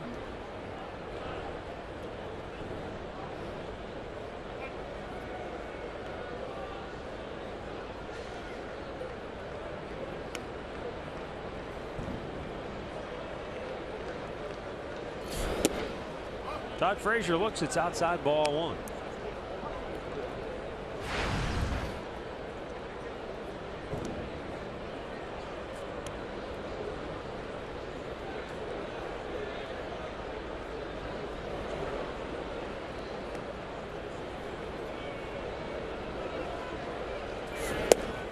Nice pitch.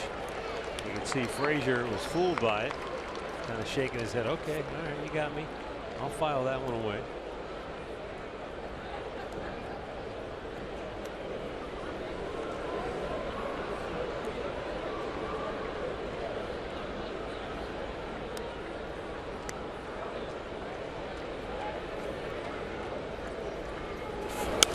Popped him up, and that's back out of play.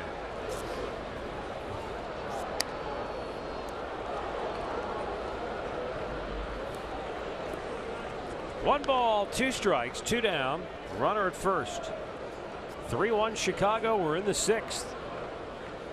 Mike Clevenger has come on and done a fantastic job out of the bullpen tonight.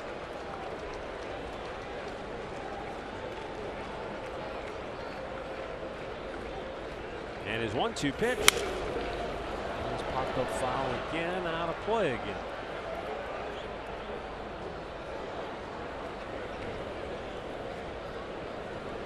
You know, we were talking about Lindor before. When I was walking in yesterday, he was out early taking ground balls with Jose Ramirez.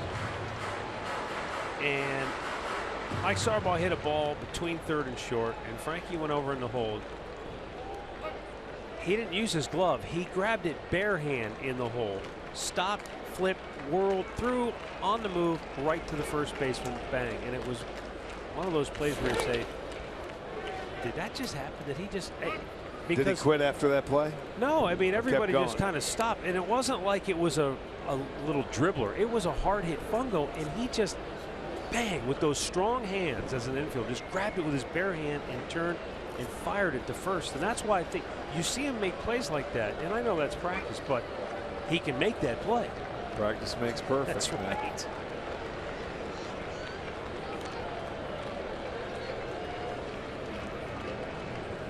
Two-two. That's in play. Kipnis is out. He's under it. And he's got it.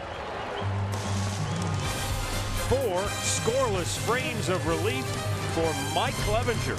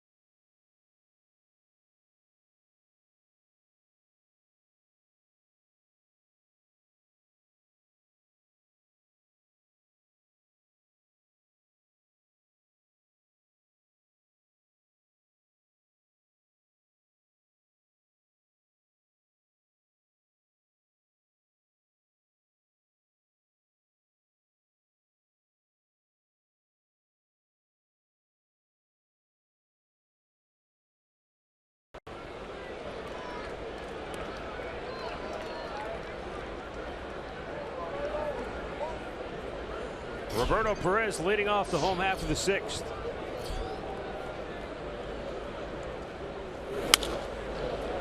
Popped up out of play.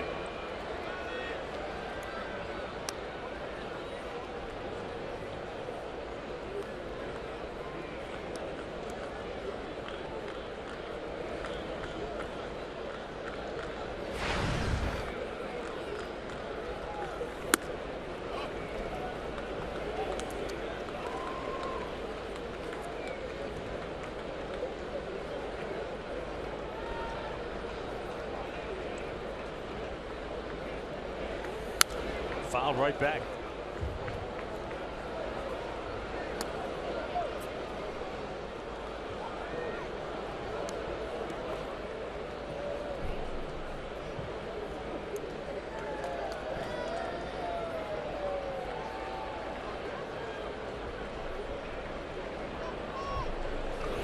Down in the dirt.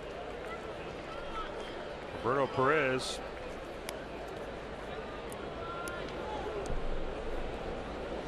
Trying to jumpstart the Indians.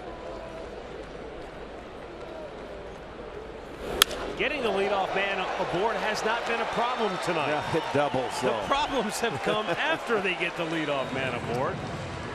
That doggone double play ball has absolutely been a thorn in their side 4 times in 5 innings. A double play is short-circuited a rally. No kidding. And Frazier's been a part of 3 of them. He went 5 and unassisted, 5-4-3, 6-4-3, 5-4-3.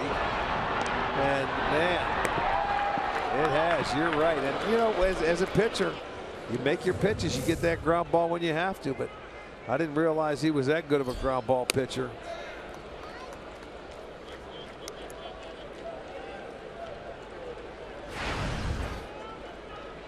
Davis has had 2 at-bats where he has stayed back and he stayed the other way. He's had a nice approach tonight against him.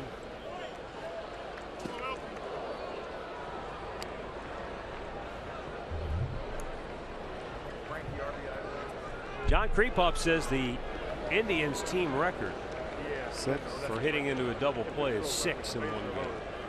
And what year did that happen? Do you have it? 09 against the White Sox. So there you go, the White Sox. Huh? And It that was also 09. All right, I would have thought. I'm blaming you. You were part of it in April 29th, 1975 against the Yankees. April, what was it? 29th. I was you not weren't here. You right. weren't here So yet. you don't blame me. You better wait. Dang it.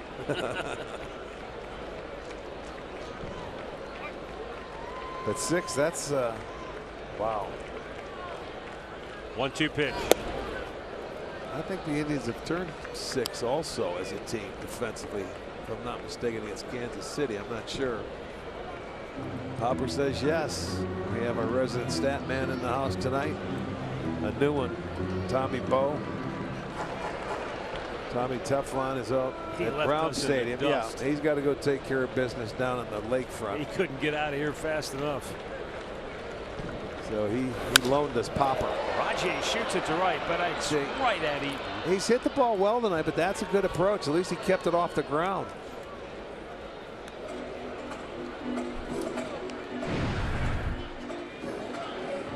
Coming up on September the 10th, cyclists along the Memorial Shoreway are going to participate in the NEO Cycle Night presented by Cuyahoga Community College. It's Cleveland's cycling and outdoor festival presented by Ohio Savings Bank. For more information, go to neocycle.org.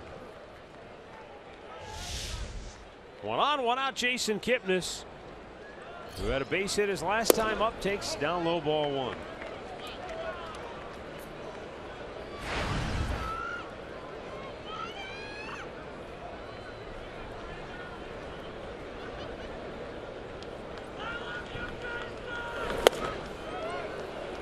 Cuts through it, 1-1.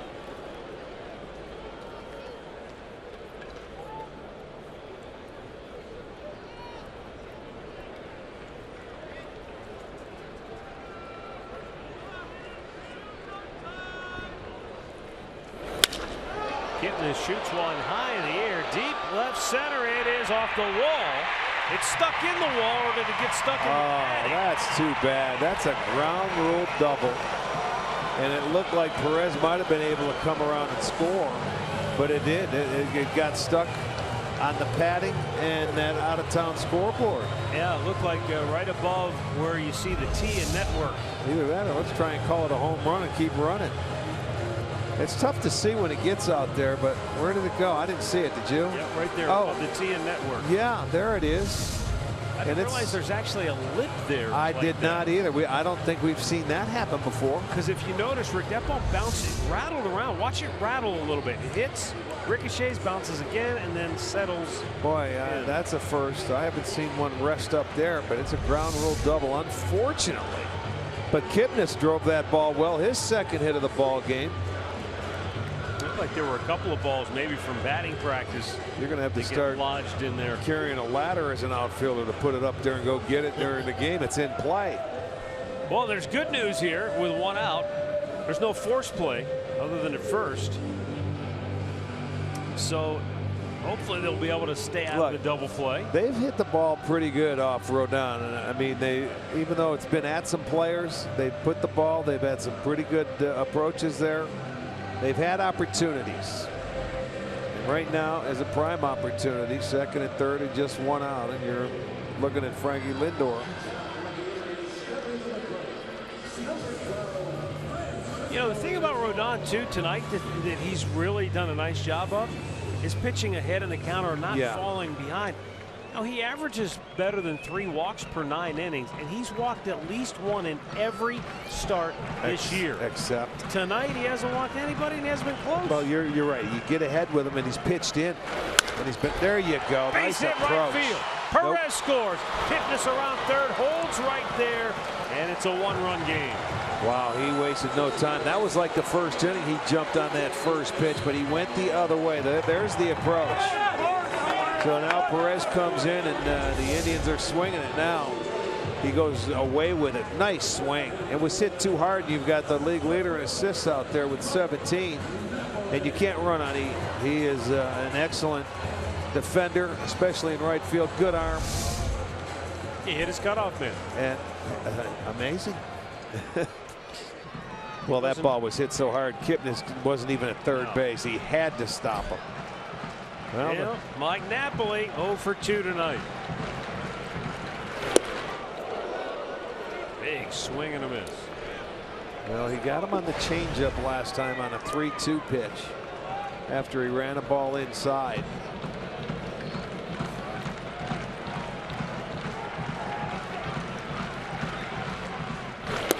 Down low, 1-1. The Indians with 8 hits. And the White Sox with just 2.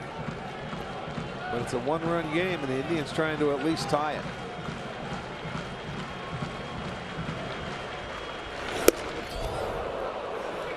Boy, Rodon reaching back for a good fastball at 95.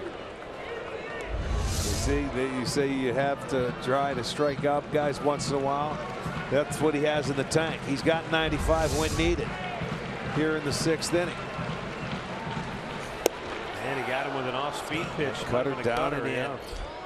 5 Ks for Rodon, and there are 2 down in the That inning. was a really nice sequence to Mike Napoli right there by Carlos Rodon. He pitched ahead in the count and then puts him away. Look at him. He was pumped. That good 95-mile-an-hour fastball set up that pitch right there down and in. He gets the swing and a miss. Now a chance to get out of the inning with the lead. That was the big out he needed. Carlos Santana has swung the bat well tonight. He's 2 for 2. He has singled, doubled, and scored a run. Low, ball 1. Yeah, Carlos has had a nice swing from this side of the plate tonight.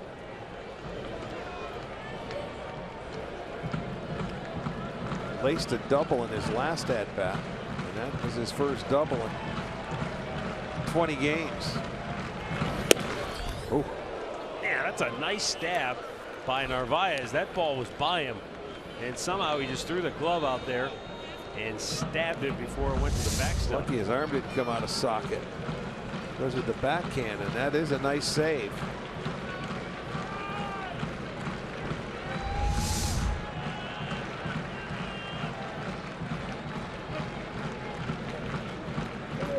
You know, I've noticed too on this homestand where there have been a lot of balls hit straight back in that padding and bounce straight back to catchers through this homestand. Seems like it's a little bouncier than normal. Off-speed pitch, Santana. Oh, I thought showing great patience. 3-0. Yeah, that's not a 2-0 pitch you want to swing at, that breaking ball. You're looking and geared for that fastball. So you're able to spit on that pitch. Carlos not a big swinger on 3-0. He did this time. And that will get out of play, thankfully. You know, you rarely see him get after a 3-0 pitch. He's normally patient. He liked that fastball, though.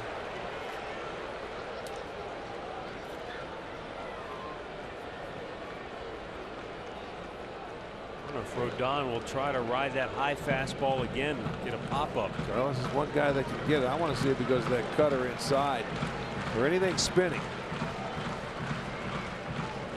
Oh, got him. He hit him, and the bases are loaded. He tried to get a little extra on that pitch and end up ran it inside. It got a piece of Santana. So they'll have the bases loaded now. Well, they've got the bullpen ready. Robin Ventura and Don Cooper talking it over in the dugout. Will he make a move, or does he stay with the left-hander Rodon? Bases loaded, 2 down, and Jose Ramirez coming to the plate. Does it matter here, left or right, with this guy? He's pretty much the same. Jose Ramirez, and you got the right man in the right spot. Ramirez is a .321 hitter from this side. He's a .306 hitter from the left side. So take your choice. He's going to leave his starter in. Tried down a run here in the 6th. And it's high, ball 1. That's the one thing about Ramirez. He's been patient all year long in situations like this. And with 2 outs, he's been an amazing hitter.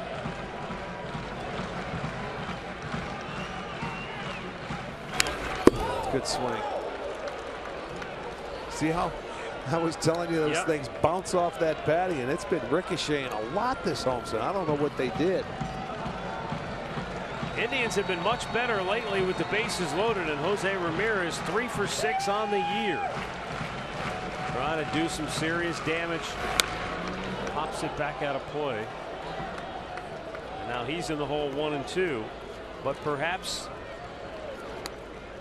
normally you would say, well, the pitcher's got him right where he wants him. On this homestand, Indians hitters have him right where they want him with 2 strikes. 41 two strike hits.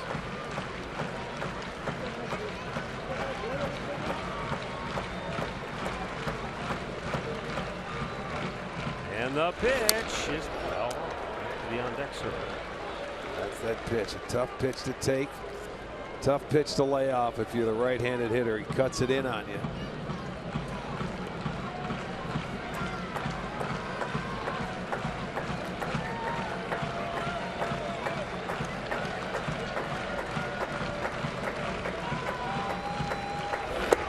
Low, 2 and 2.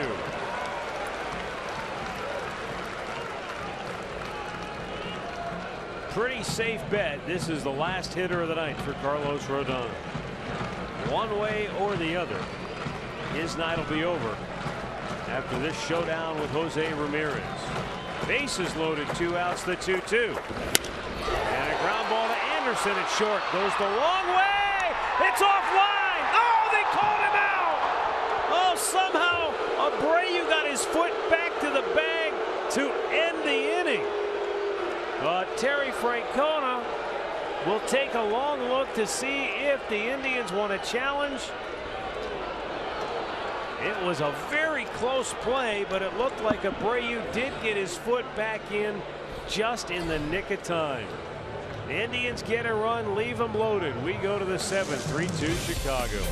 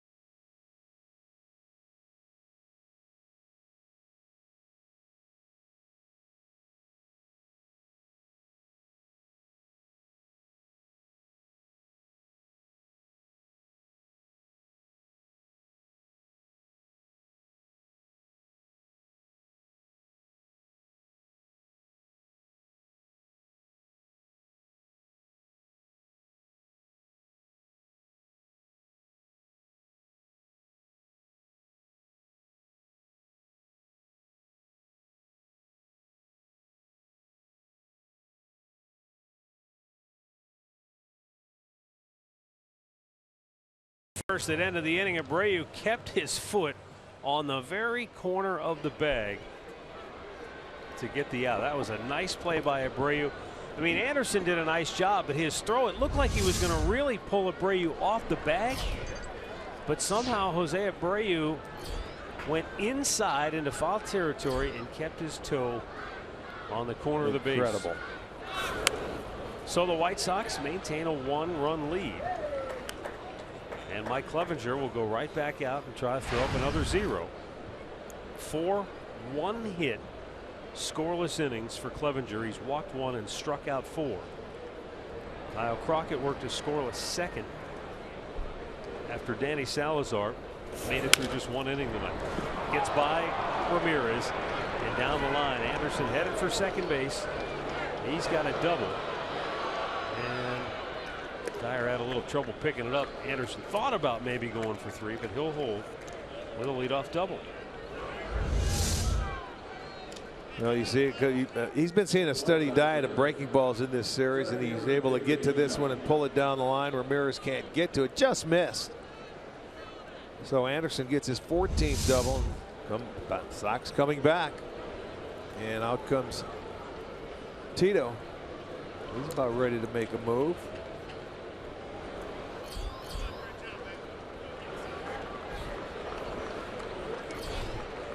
And he will go to the bullpen for Dan Otero. So Mike Clevenger with 4 solid innings of relief work tonight. Gives up just the 2 hits. But he's headed out. Otero's coming in.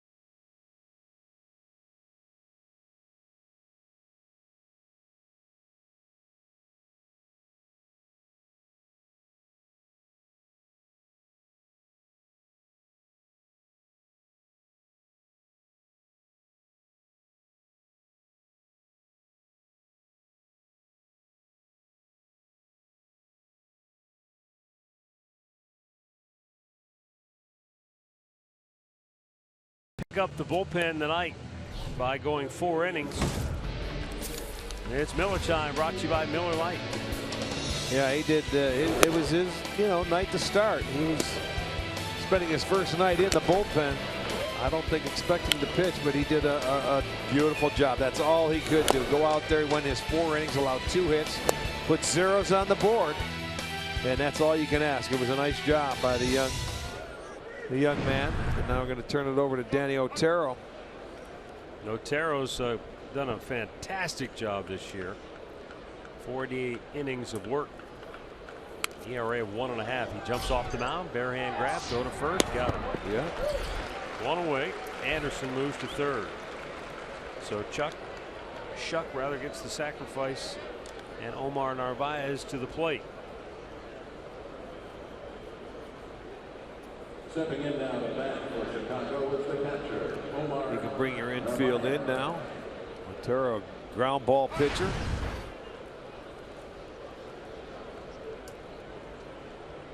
Well, we're only in the 7th, but here we go again. A lot of the games this year between the Indians and White Sox have been 3-2, 3-1. They've been in this low scoring range, unlike last night's slugfest.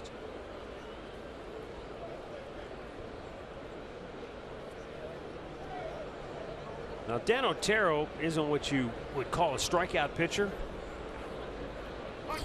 but this is a spot where he'd love to get one. Instead, it's a base hit in the left, and the White Sox score another run. He's a ground ball pitcher, and he got his ground ball, found a hole. That's all. You bring the infield in and cut your range down. So nice job by Navarez to get the base hit and make it a 4-2 lead. So they're able to come back and answer quickly. Get the leadoff double, sacrificed him over, and get a base hit. Now a 4-2 game. That will be charged to Clevenger, that run. Top of the order, Adam Eaton.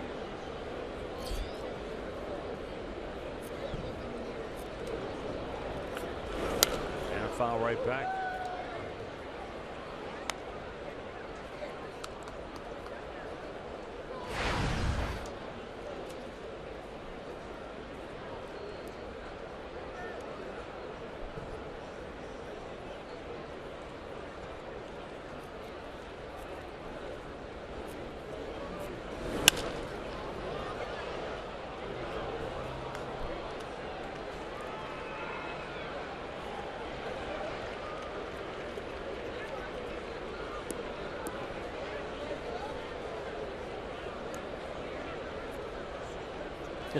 Eaton was blowing a bubble mid-swing when he hit the grand slam last night. Yeah. He's up there. He's working that gum over. He looks like Mike Ditka on the sidelines back in the 80s. Well, he was down 0-2 in the count. So maybe it just helped him relax a little bit, because it was amazing. When he hit the ball, he had a bubble. He's working that gum over like nobody's business. Well, you're in Chicago. That's You'll right. learn from the best. Yeah. High drive, base hit, center field. And the White Sox, with back-to-back hits here in the 7th inning, have 2 on, 1 out, and Tyler Saladino will be coming to the plate.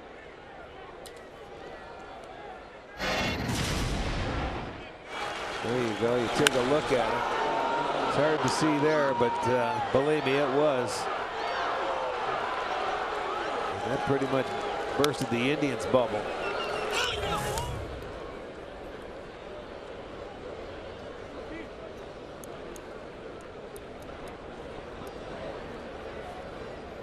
Now this is where Otero is looking for the double play ball, the ground ball. Indians trying to do something that they've done a bit tonight. Get Chicago to return the favor.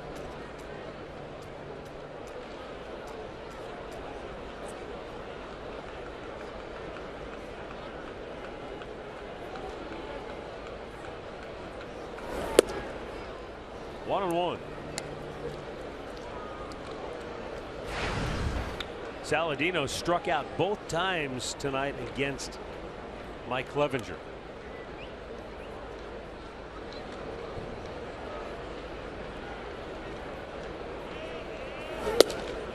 Bullseye, and it's 1-2.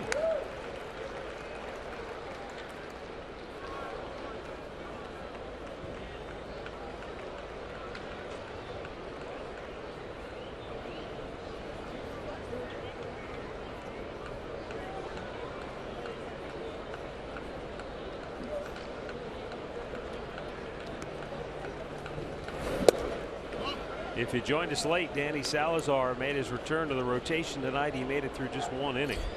He allowed 3 runs because he walked 3 of the first 4, in fact. The only hit allowed, Justin Morneau cleared the bases with a double.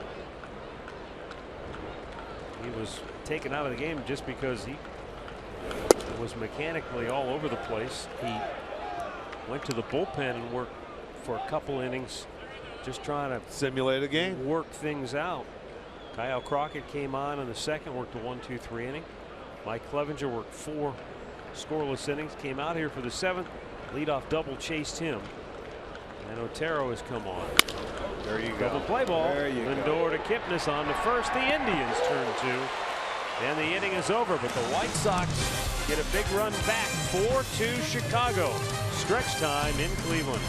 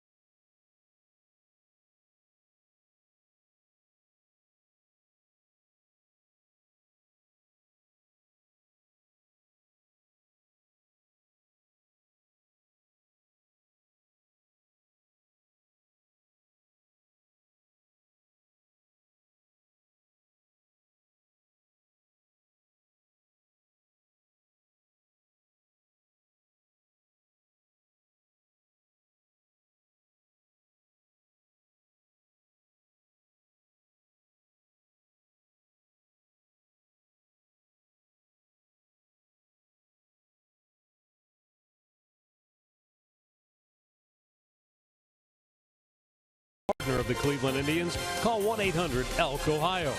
By Ford, built Ford tough. And by Firelands Regional Medical Center. 4-2 Chicago. White Sox go to their bullpen for the first time tonight. Chris Beck, he worked in the series opener. Pitched an inning and 2/3, gave up a hit, walked a batter, struck out a pair. Did not allow a run. And the Indians 3-1 victory. His numbers not all that impressive this year for the White Sox. Yeah, Chisenhall looks like. Lonnie will pitch hit for Brandon Guyer to start the bottom of the 7th inning.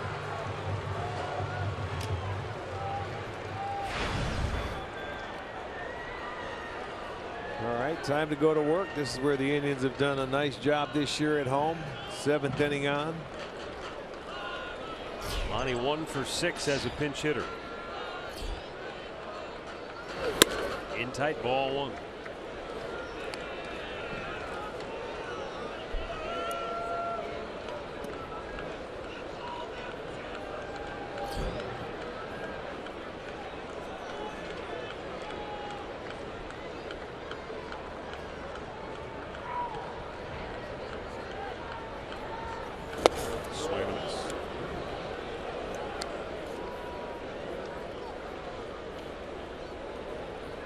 Seventh, 8th, and 9th innings overall this year. The Indians have outscored their opponents by 16 runs.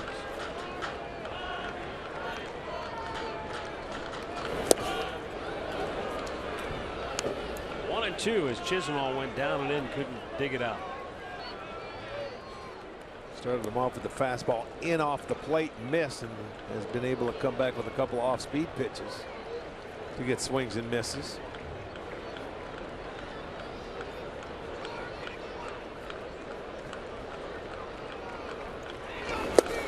To chase one, strikes him out 1 away. Like a splitter right there.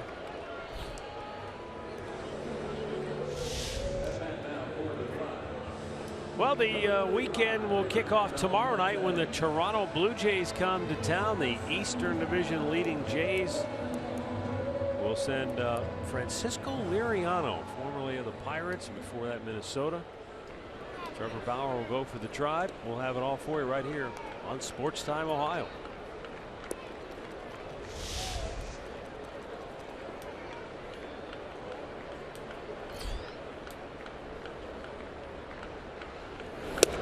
When last we saw the Blue Jays, it was just before the 4th of July. And Toronto ended the Indians' franchise record 14-game win streak. But it was a doozy of a series, wasn't it? Yeah, it really was. The Indians won the first 2 games, and that second one was the 19-inning game, and then you had to come back, short rest, and it was a good game. Controversial finish to the day game that ended the streak. Yeah, it took a good game to beat them, and then they blew them out on Sunday.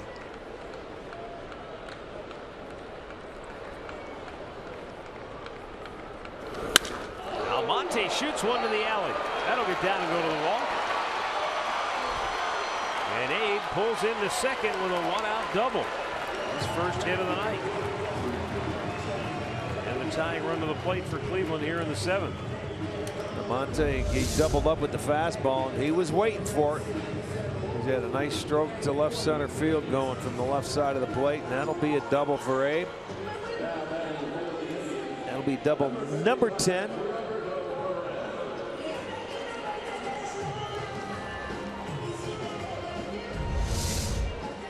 Roberto Perez had a base hit and scored in the 6th inning.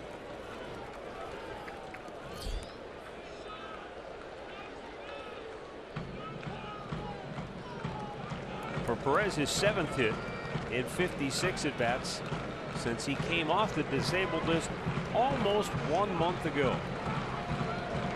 July 22nd, he came off the DL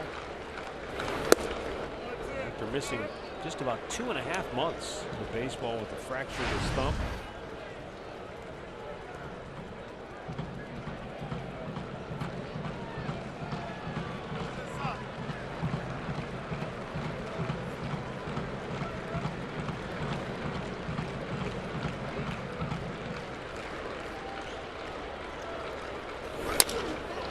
Low chopper to short. Anderson stayed with a big hop.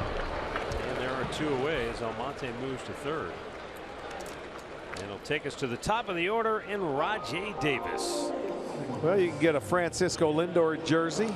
That'll be courtesy of Liberty Ford on Saturday. Middle game of the series with the Blue Jays. There'll be a fireworks show following the ball game. Don Cooper's going to go out for a chat. Rajai Davis, now granted, it was all against the left-hander Carlos Rodon, but Rajai had that stay back on the ball, take it the other way approach work, and he had a base hit and then 2 line drives to the right fielder Adam Eaton tonight. Yeah, he swung it well.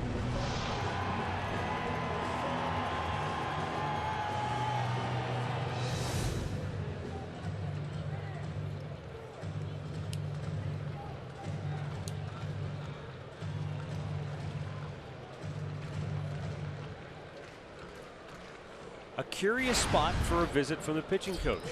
Well, maybe how he wants to go about pitching to him. That's all.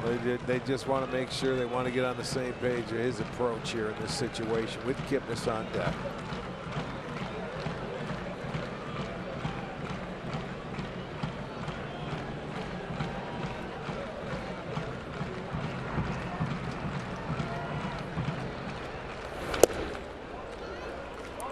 Seems like every pitch he's thrown so far in this inning has been inside. Even the left-handers.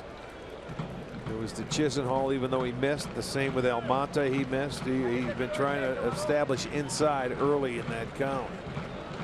He has the splitter. That's his pitch.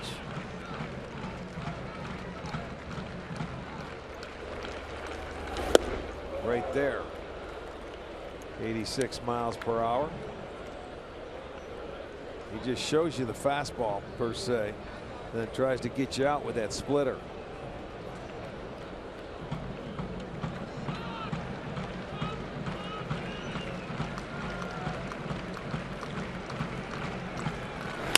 Ground ball, third base, fair ball. Down the line it goes. Rajai delivers. Almonte scores, and Davis into second base. It's a 1-run game again. Big 2-out base hit there by Rajai. He threw him the splitter again, Matt, but it stayed on the inside part of the plate. He stayed back enough and waited on that off-speed pitch and able to pull it down the line. It's been going to right with everything, but look at the location. It stayed up, it stayed in, it speeds up his bat, and he's able to hit it by Frazier down the line. So he gets a double, 2 doubles in the inning. That's his 18th. They cut it to a 1-run ball game, and that's going to do it for Beck. Again, I just love to know what Don Cooper went out and talked to him about with 2 outs, runner at third. Rajai's coming up there. Whatever it was, it didn't work. He didn't listen, or he didn't execute. That's right. Timeout for a pitching change. Jason Kipnis will be coming up with the tying run in scoring position.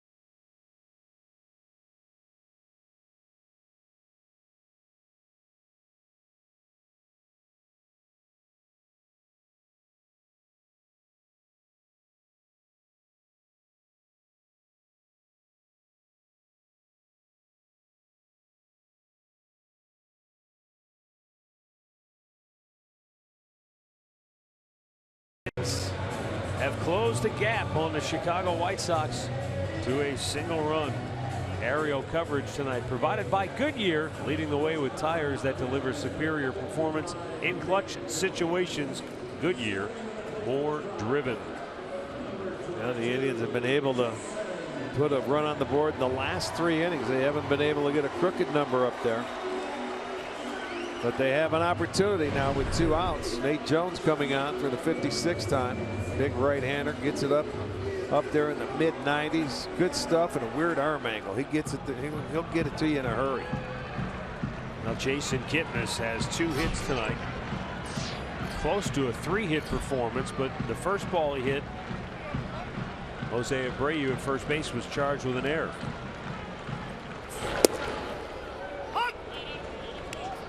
See how he brings that arm out of the glove. It's sort of like it's got a cock to it where it goes up there, you know, and it's tough to pick up maybe. It was like those old-fashioned pitching machines like Iron Mike. You got to kind of get ready for it to cock, and then boom, here it comes.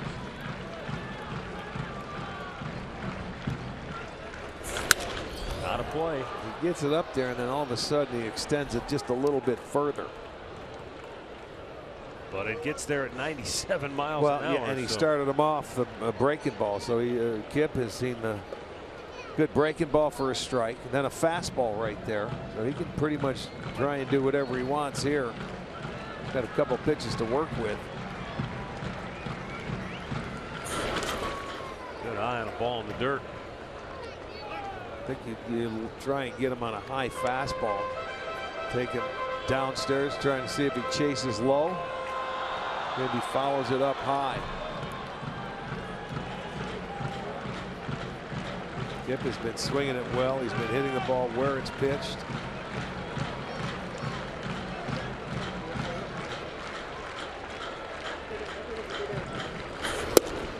Struck him out to end the inning. Indians get a run closer. They trail by 1 as we go to the 8th.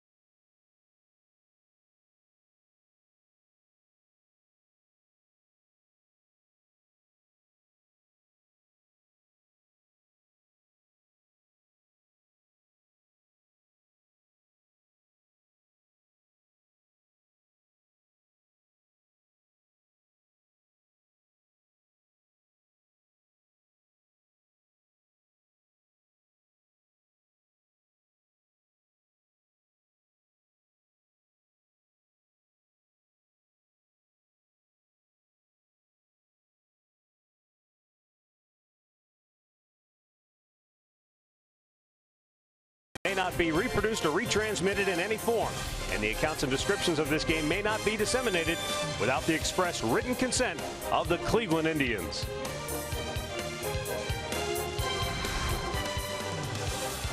Beautiful shots from the Goodyear blimp tonight, hovering above downtown Cleveland, and a 4-3 Chicago lead as we go to the 8th inning. Abe Almonte moves from right over to left, and Lonnie Chisenhall is now in right field. Melky Cabrera leading off 0 for 2. He walked in the 3rd. Cabrera has flied out, grounded out. Dan Otero finished the 7th inning, got a double play ball to get out of it.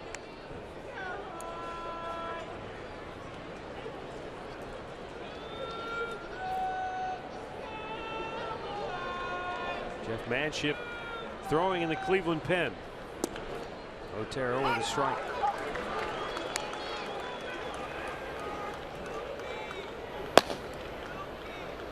Otero has thrown 15 pitches. 10 of those have been I strikes. wonder if Danny's on just for this hitter here, and he may go get Manship, the slider guy, for Abreu. Out of play.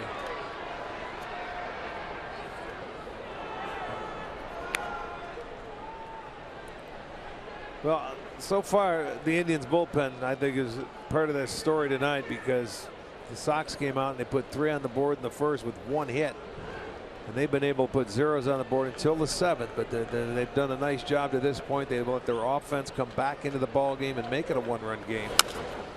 Right back to Otero, and a quick flip to first. 1 away. So Terry's going to stay with him as Abreu makes his way to the plate. Well, he's been very good for the Indians this year.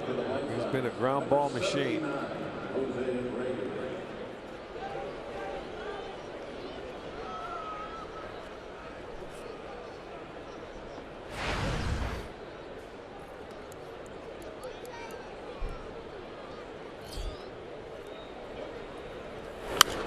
Abreu pops it out of play.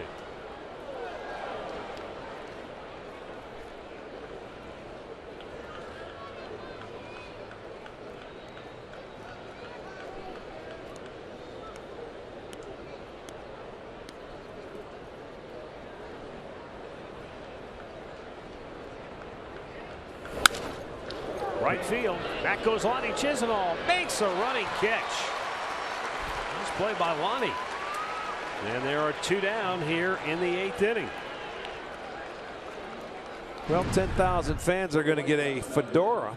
That'll be courtesy of Cleveland.com. That'll be tomorrow night as we open up the series against the Blue Jays. Go to Indians.com for your tickets. There's going to be a big, nice fireworks show following the ball game, both Friday and Saturday.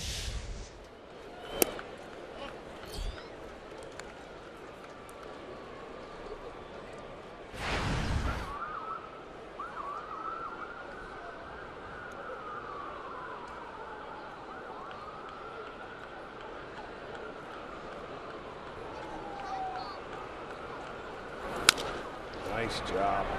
Jason Kipnis takes care of that.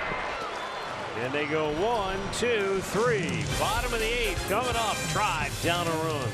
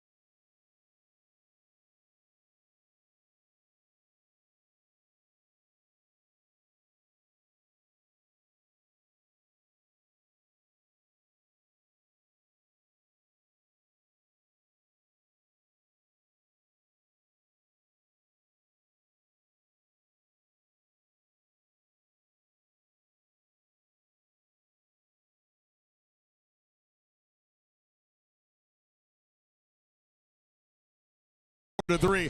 Earlier today, Francisco Lindor celebrated the Cleveland Baseball Federation RBI senior softball team's selection to coming here. They came in 2nd place in their tournament. Frankie surprised the girls from the softball team. Talked to them about being young and sticking to their goals and always believing in themselves. Complete surprise for the softball players. They thoroughly enjoyed meeting Lindor before tonight's game. Yeah, pretty cool. That Cleveland softball program in the RBI organization has been fantastic. And I know how badly. Weren't they the champions? I know they wanted to win it all. They came up just a little short. Lost a heartbreaker to the Dominican Republic.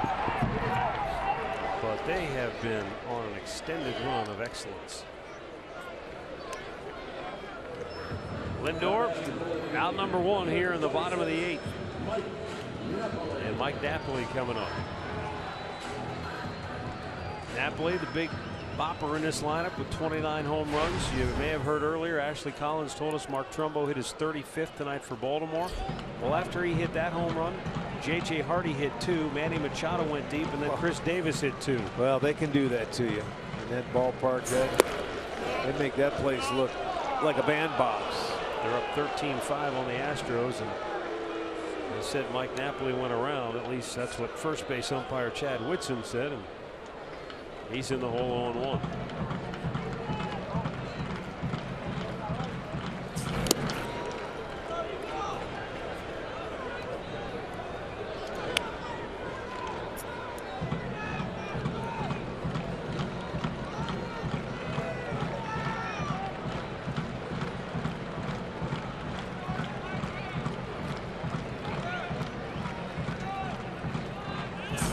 Way outside, 2-1.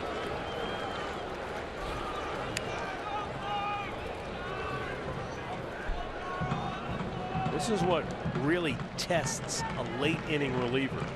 In a 1-run game, he doesn't want to make that mistake to a guy like Napoli, who can tie it up with one swing of the bat. Yeah. And what you wonder sometimes is if, in trying to make the perfect pitch, they make a little bit of a mistake and it ends up in the middle of the plate. I'm sure that happens. Yeah, when you know you're facing a great hitter, you can't make a mistake. That's sometimes when you do. Oh. That was where Knapp wanted it. 96, just above the hitting zone, maybe. Yeah, just a tough one to catch up to up there. You see it all the time, but 96, that's a ball. You got to make him get that one down. I wouldn't be surprised to see that one again.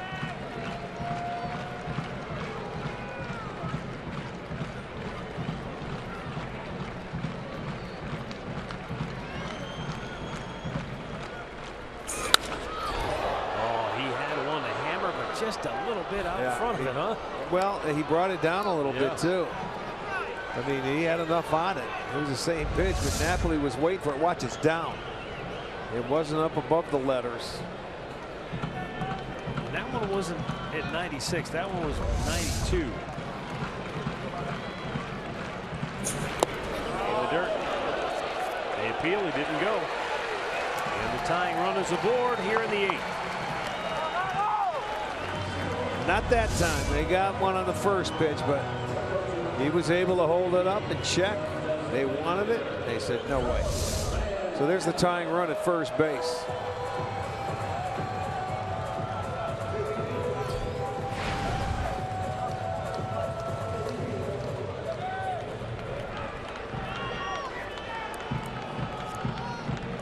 Been on every time tonight. He singled, doubled, and then was hit by a pitch on the full count that loaded the bases back in the 5th inning. Takes, and that's a strike.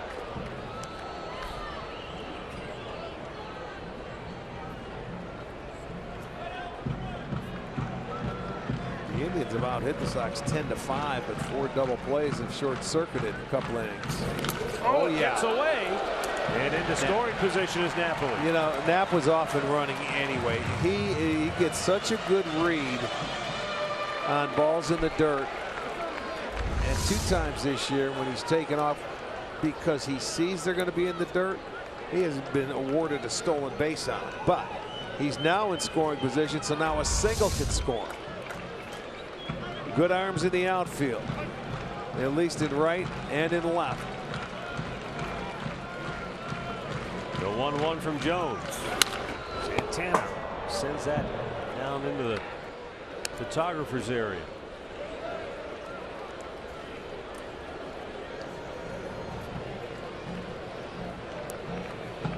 Napoli, not a burner, but runs the bases well.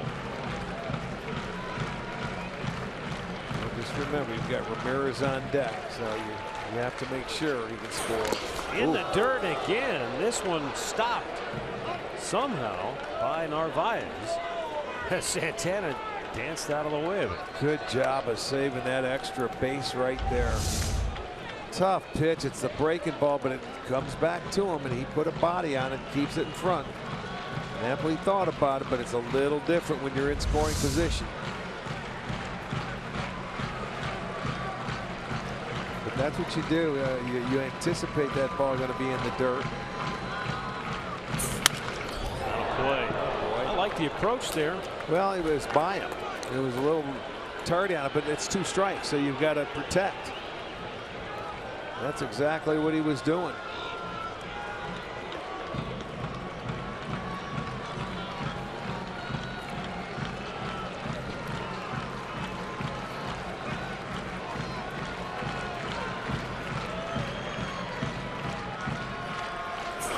In the dirt. They wanted to appeal. He didn't go. This guy, you just start your bat and he's starting to point. He's asking on everything. Full count. We'll see what he's going to go after. See if he goes back to that ball to see if he gets him to chase it. I think Carlos will be looking for a heater. I think he challenges him. Okay. I think I'm wrong. He went with the off-speed pitch and locked him up.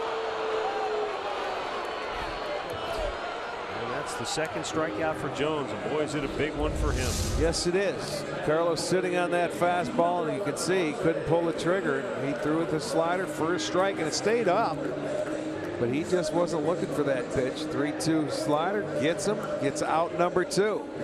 This is where he has to be careful with this guy at the plate, only because first base is open. I'm not saying you have to walk him, you got to go at him, but you're going to be a little more careful with this guy.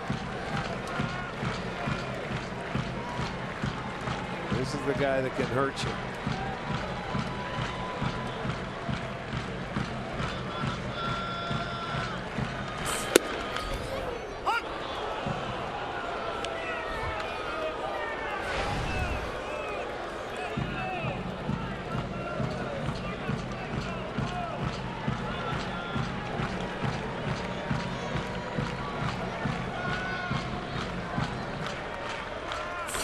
Up and away. 1 ball, 1 strike. Napoli, who walked, went to second on a wild pitch. We're in the 8th. And it's all on Nate Jones right now.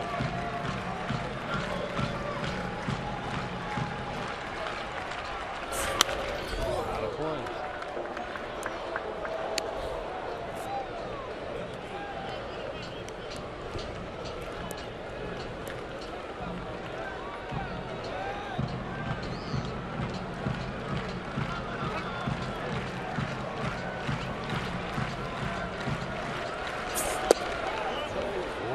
Just missing. Jones maybe upset, and he didn't get that call. Now it's 2-2. That's a tough one to lay off with 2 strikes. You can see it's clearly outside. It was outside. He was trying to get the chase pitch right there. That time he threw it for a strike, and Ramirez able to foul it off. Got a good slider when you're throwing 96.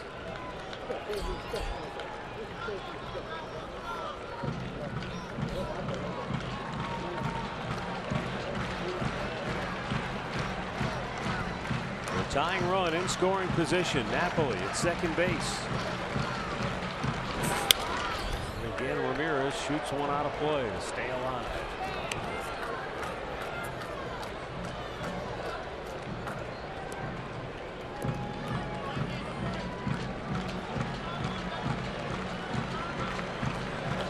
A 1-run game.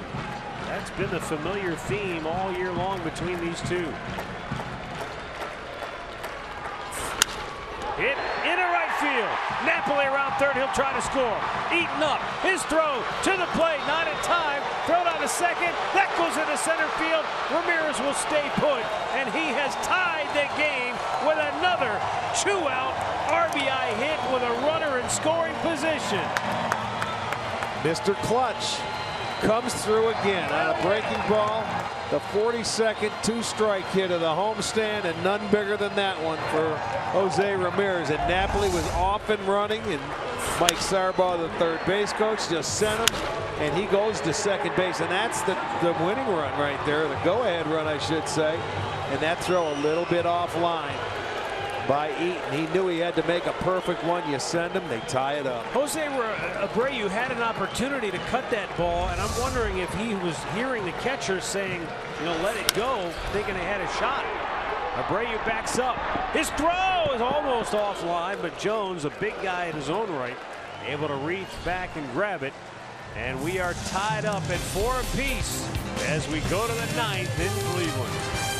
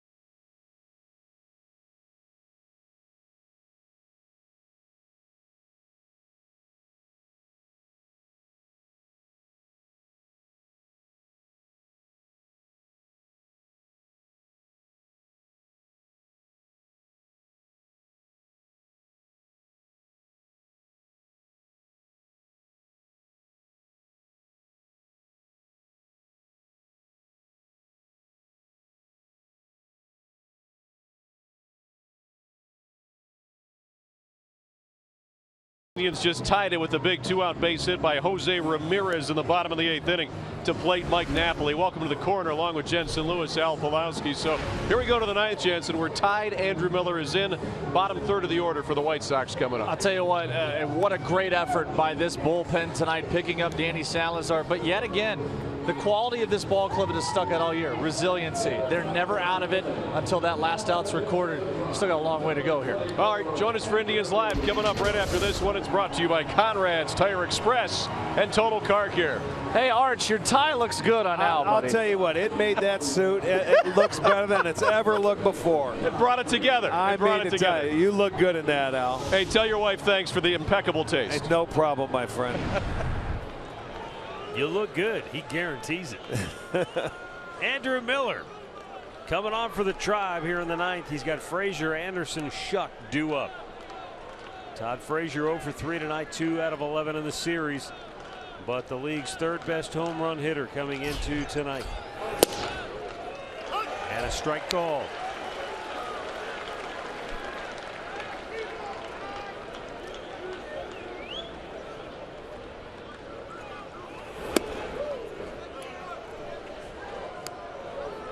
One ball, one strike.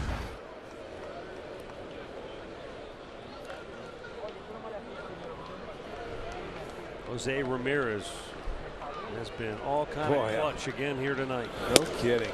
He continues to get this big base hit after big base hit. Twice he's driven in a run for the Indians. You know, and it all comes back to the bullpen has done an outstanding job. Boy, they go 1, 2. 7 innings of just one-run baseball. Yeah. It allowed the offense to work its way back into it. You just can't say enough about the bullpen tonight. There was a walk and a wild pitch that allowed Knapp to score.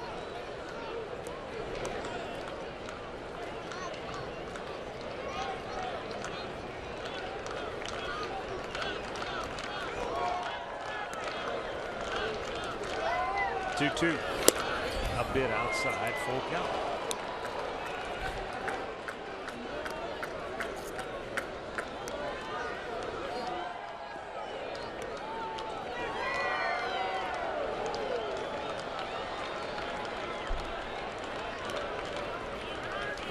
Swung out and missed. Andrew Miller strikes him out, one away.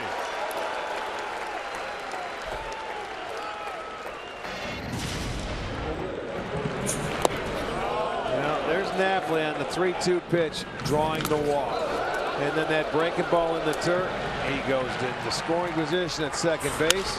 And then look at, with 2 outs, he knows he's going all the way. The big base hit by Ramirez comes in to score easily. The throw's offline.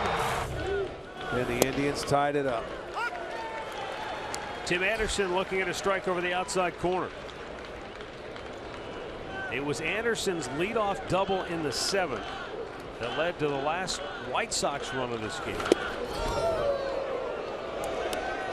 Yeah, they did what they had to do, Matt. You know, they got the hit, they moved him over, and they got him in.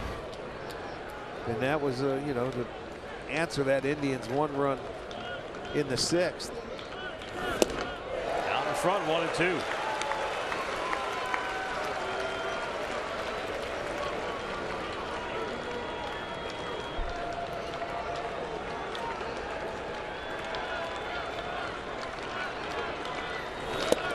Strikes him out on 3 pitches. Or actually 4, but I mean, that was just a clinic right there as Andrew Miller went to work on Tim Anderson, preying on the young hitter's aggressiveness. Well, this guy's it's got to be so tough to pick up the baseball. He has 90 strikeouts and just 8 walks on the year. He went to 3-2 and he got Frazier. He didn't give in. He threw him the slider down and in. He swung at a pitch that could have been ball 4. JB shut. Hitless tonight, takes a strike. Oh, this is going to be Jason Coates. Pinch hitter.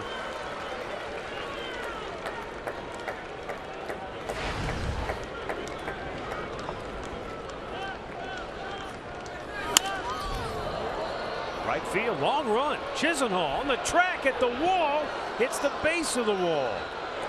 And into second base with a pinch hit double is Jason Coates. Yeah, that ball had some carry to it. Hit the base of the wall.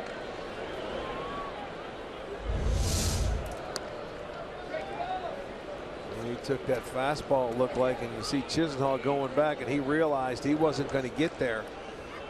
And it hits the base and it ricochets past him, but it's still only a double. Just his 6th hit in 30 at-bats this year. But he's in scoring position now as the White Sox look to go to their bench once again. Omar Narvaez, the scheduled hitter. Well, let's see who comes out. Deanna Navarro, the other catcher. He's a switch hitter.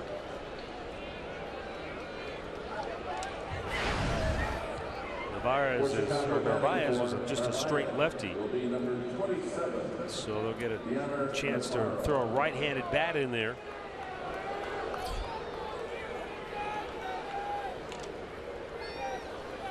Tie game here in the 9th.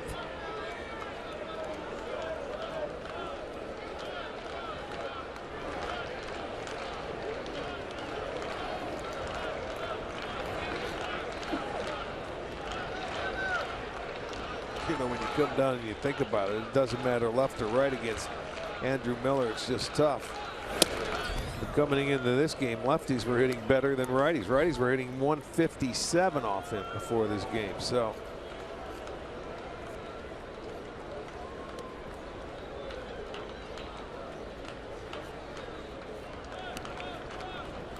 the pitch out of play. 1-1 to count. Nice grab. Yeah.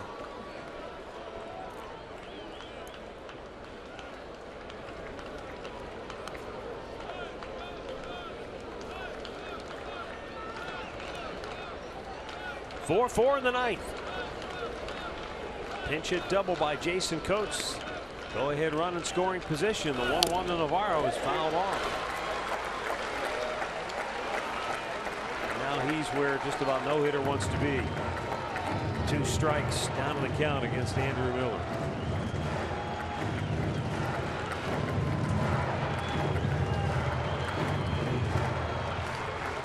Fewer than 13,000 here tonight.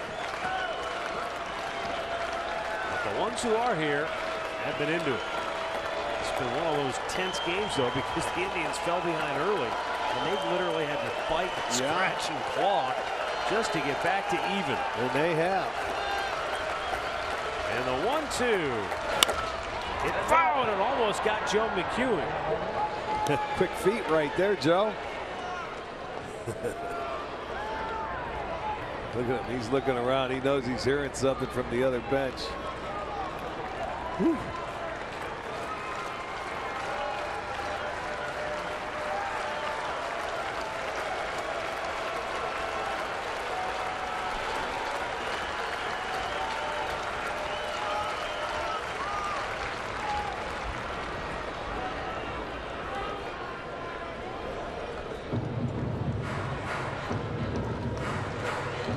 There, Miller wants to throw what he wants to throw, and I think that's exactly why Perez went out there. Let me hear it from you, pal. What do you want to do here? 1-2. How do you want to go about it?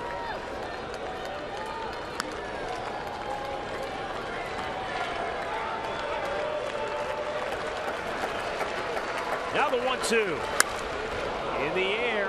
Rajai Davis, a long run onto the warning track, makes the grab to end the inning. We'll go to the bottom of the ninth, deadlocked at 4.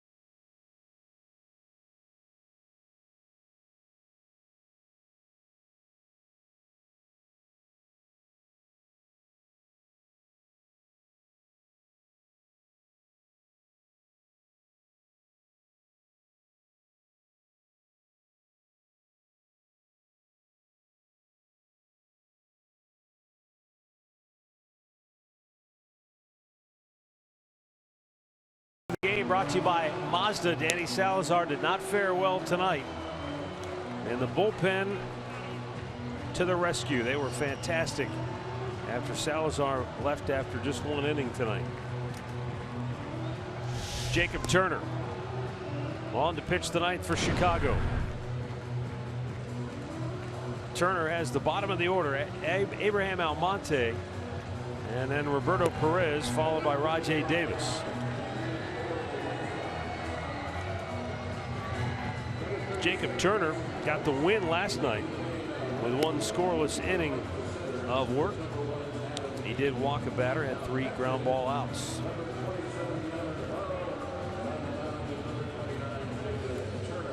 Almonte doubled and scored his last time up.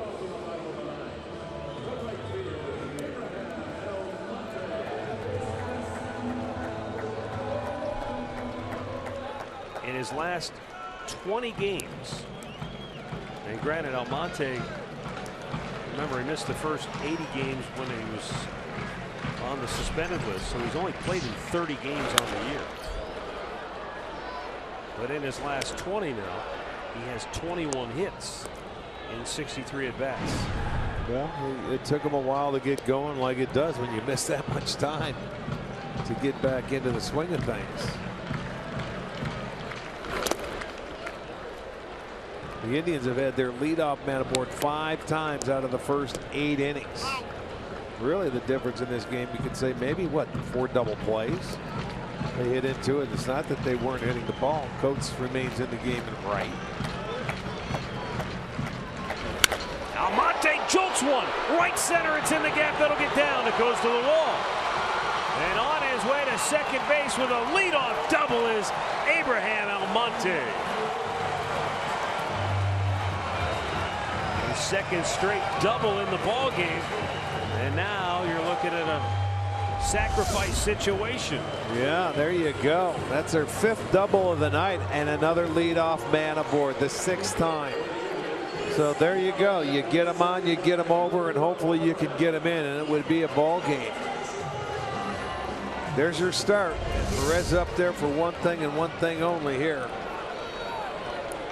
We'll see what kind of defense that Ventura's looking at. He does not have a sacrifice bunt on the year. Well, let's hope he has one when this is done.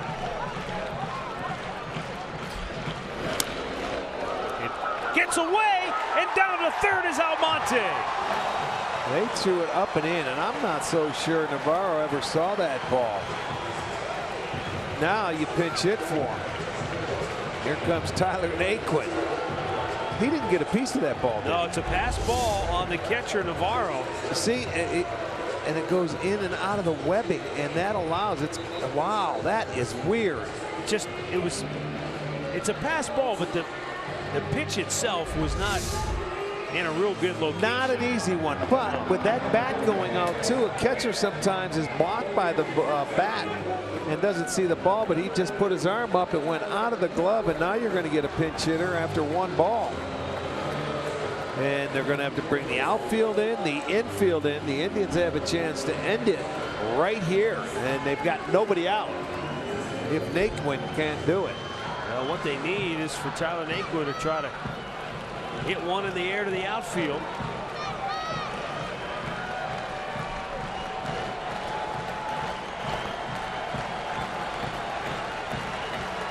The key for Tyler is bring it down. Find a ball he can elevate. He drives one to center field. Eaton makes the catch. Tagging, coming home. Almonte scores, and the Indians win it.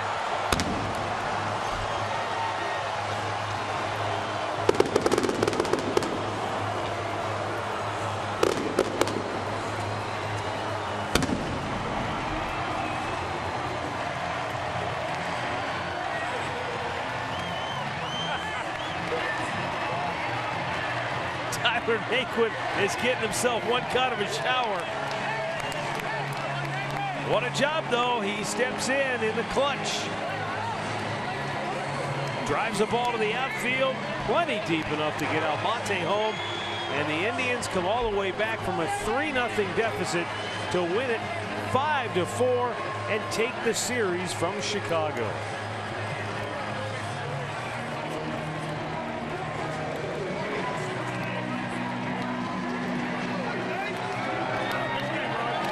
Scoring in each of the last 4 innings. 1 run in 4 straight innings to win this ball game. Well, you go back and you say a wonderful job the bullpen did. It gave the offense an opportunity. The offense responded. Naquin comes in, sees one pitch, ends the ball game, gets it deep enough to score. And I mean to tell you, that's as Almonte had a nice game. That double 6 times tonight. They had the leadoff man aboard. And that's the way to do it. The Pat O'Brien play of the game ends up a winner. They end up taking the series. All is forgotten. Now it's a nice ball game by this team after falling behind 3-0. 1 in the 5th, 1 in the 6th, 1 in the 7th, 1 in the 8th to tie it, 1 in the 9th to win it. Let's go down to Andre Knott. Abe, let's start off with you. I know last night you were frustrated about how you were swinging the bat. You and Rajay stayed after late to keep swinging. What did you learn about yourself, and how much did that help you tonight? No, we're always trying to have to stay positive and think that we can do the right thing at the right time. And when I think like that, I keep my mind really focusing.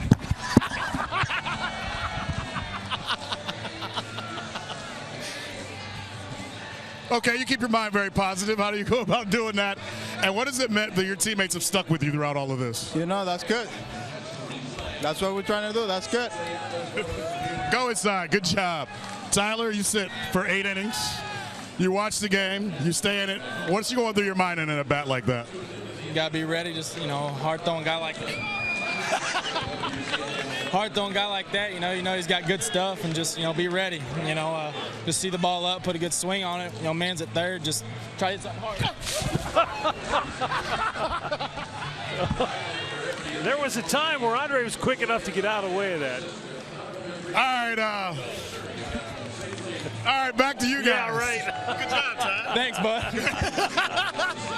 Oh, they're having fun, and why not? The Indians with a 69-50 mark, back to 19 games over the 500 position. They maintain their 6-game lead over Detroit in the Central. Tigers won earlier today. They take the series from Chicago, now 9-3 on the year against the White Sox. That was a big win after last night's ball game. Think about it. I mean, we came back and the Sox had, after that first inning, they had 1 hit. They get their 3 runs and they were cruising. But boy, one heck of a job by the bullpen, and a heck of a win by the Indians to come back and actually, take over and just, 1 run a game, 1 run an inning, and it shows you what you can do if you put a 0 on the board. That's how you have to do it when you fall behind early. They did it, and that was a very good win. Team win. Yeah. And you know what? Mike Clevenger had his best performance in the big leagues and tonight. Go figure. He didn't even think he was going to pitch today, and this was his day he was supposed to start. So there's so many side stories to this ball game, really are, that this is truly a total team win, and it could not have ended any better. As big a gut kick as last night was, right, this one is the feel-good story of the month. Well, I mean, you see, that's how this team is. They put it behind them. They turn the page. They play for today, and today was a very good day. Well, they'll come back tomorrow and open up a series against the Toronto Blue Jays. It won't get any easier. But for now, it's celebration time as the Indians beat the White Sox. And we'll be back with Indians Live coming up next.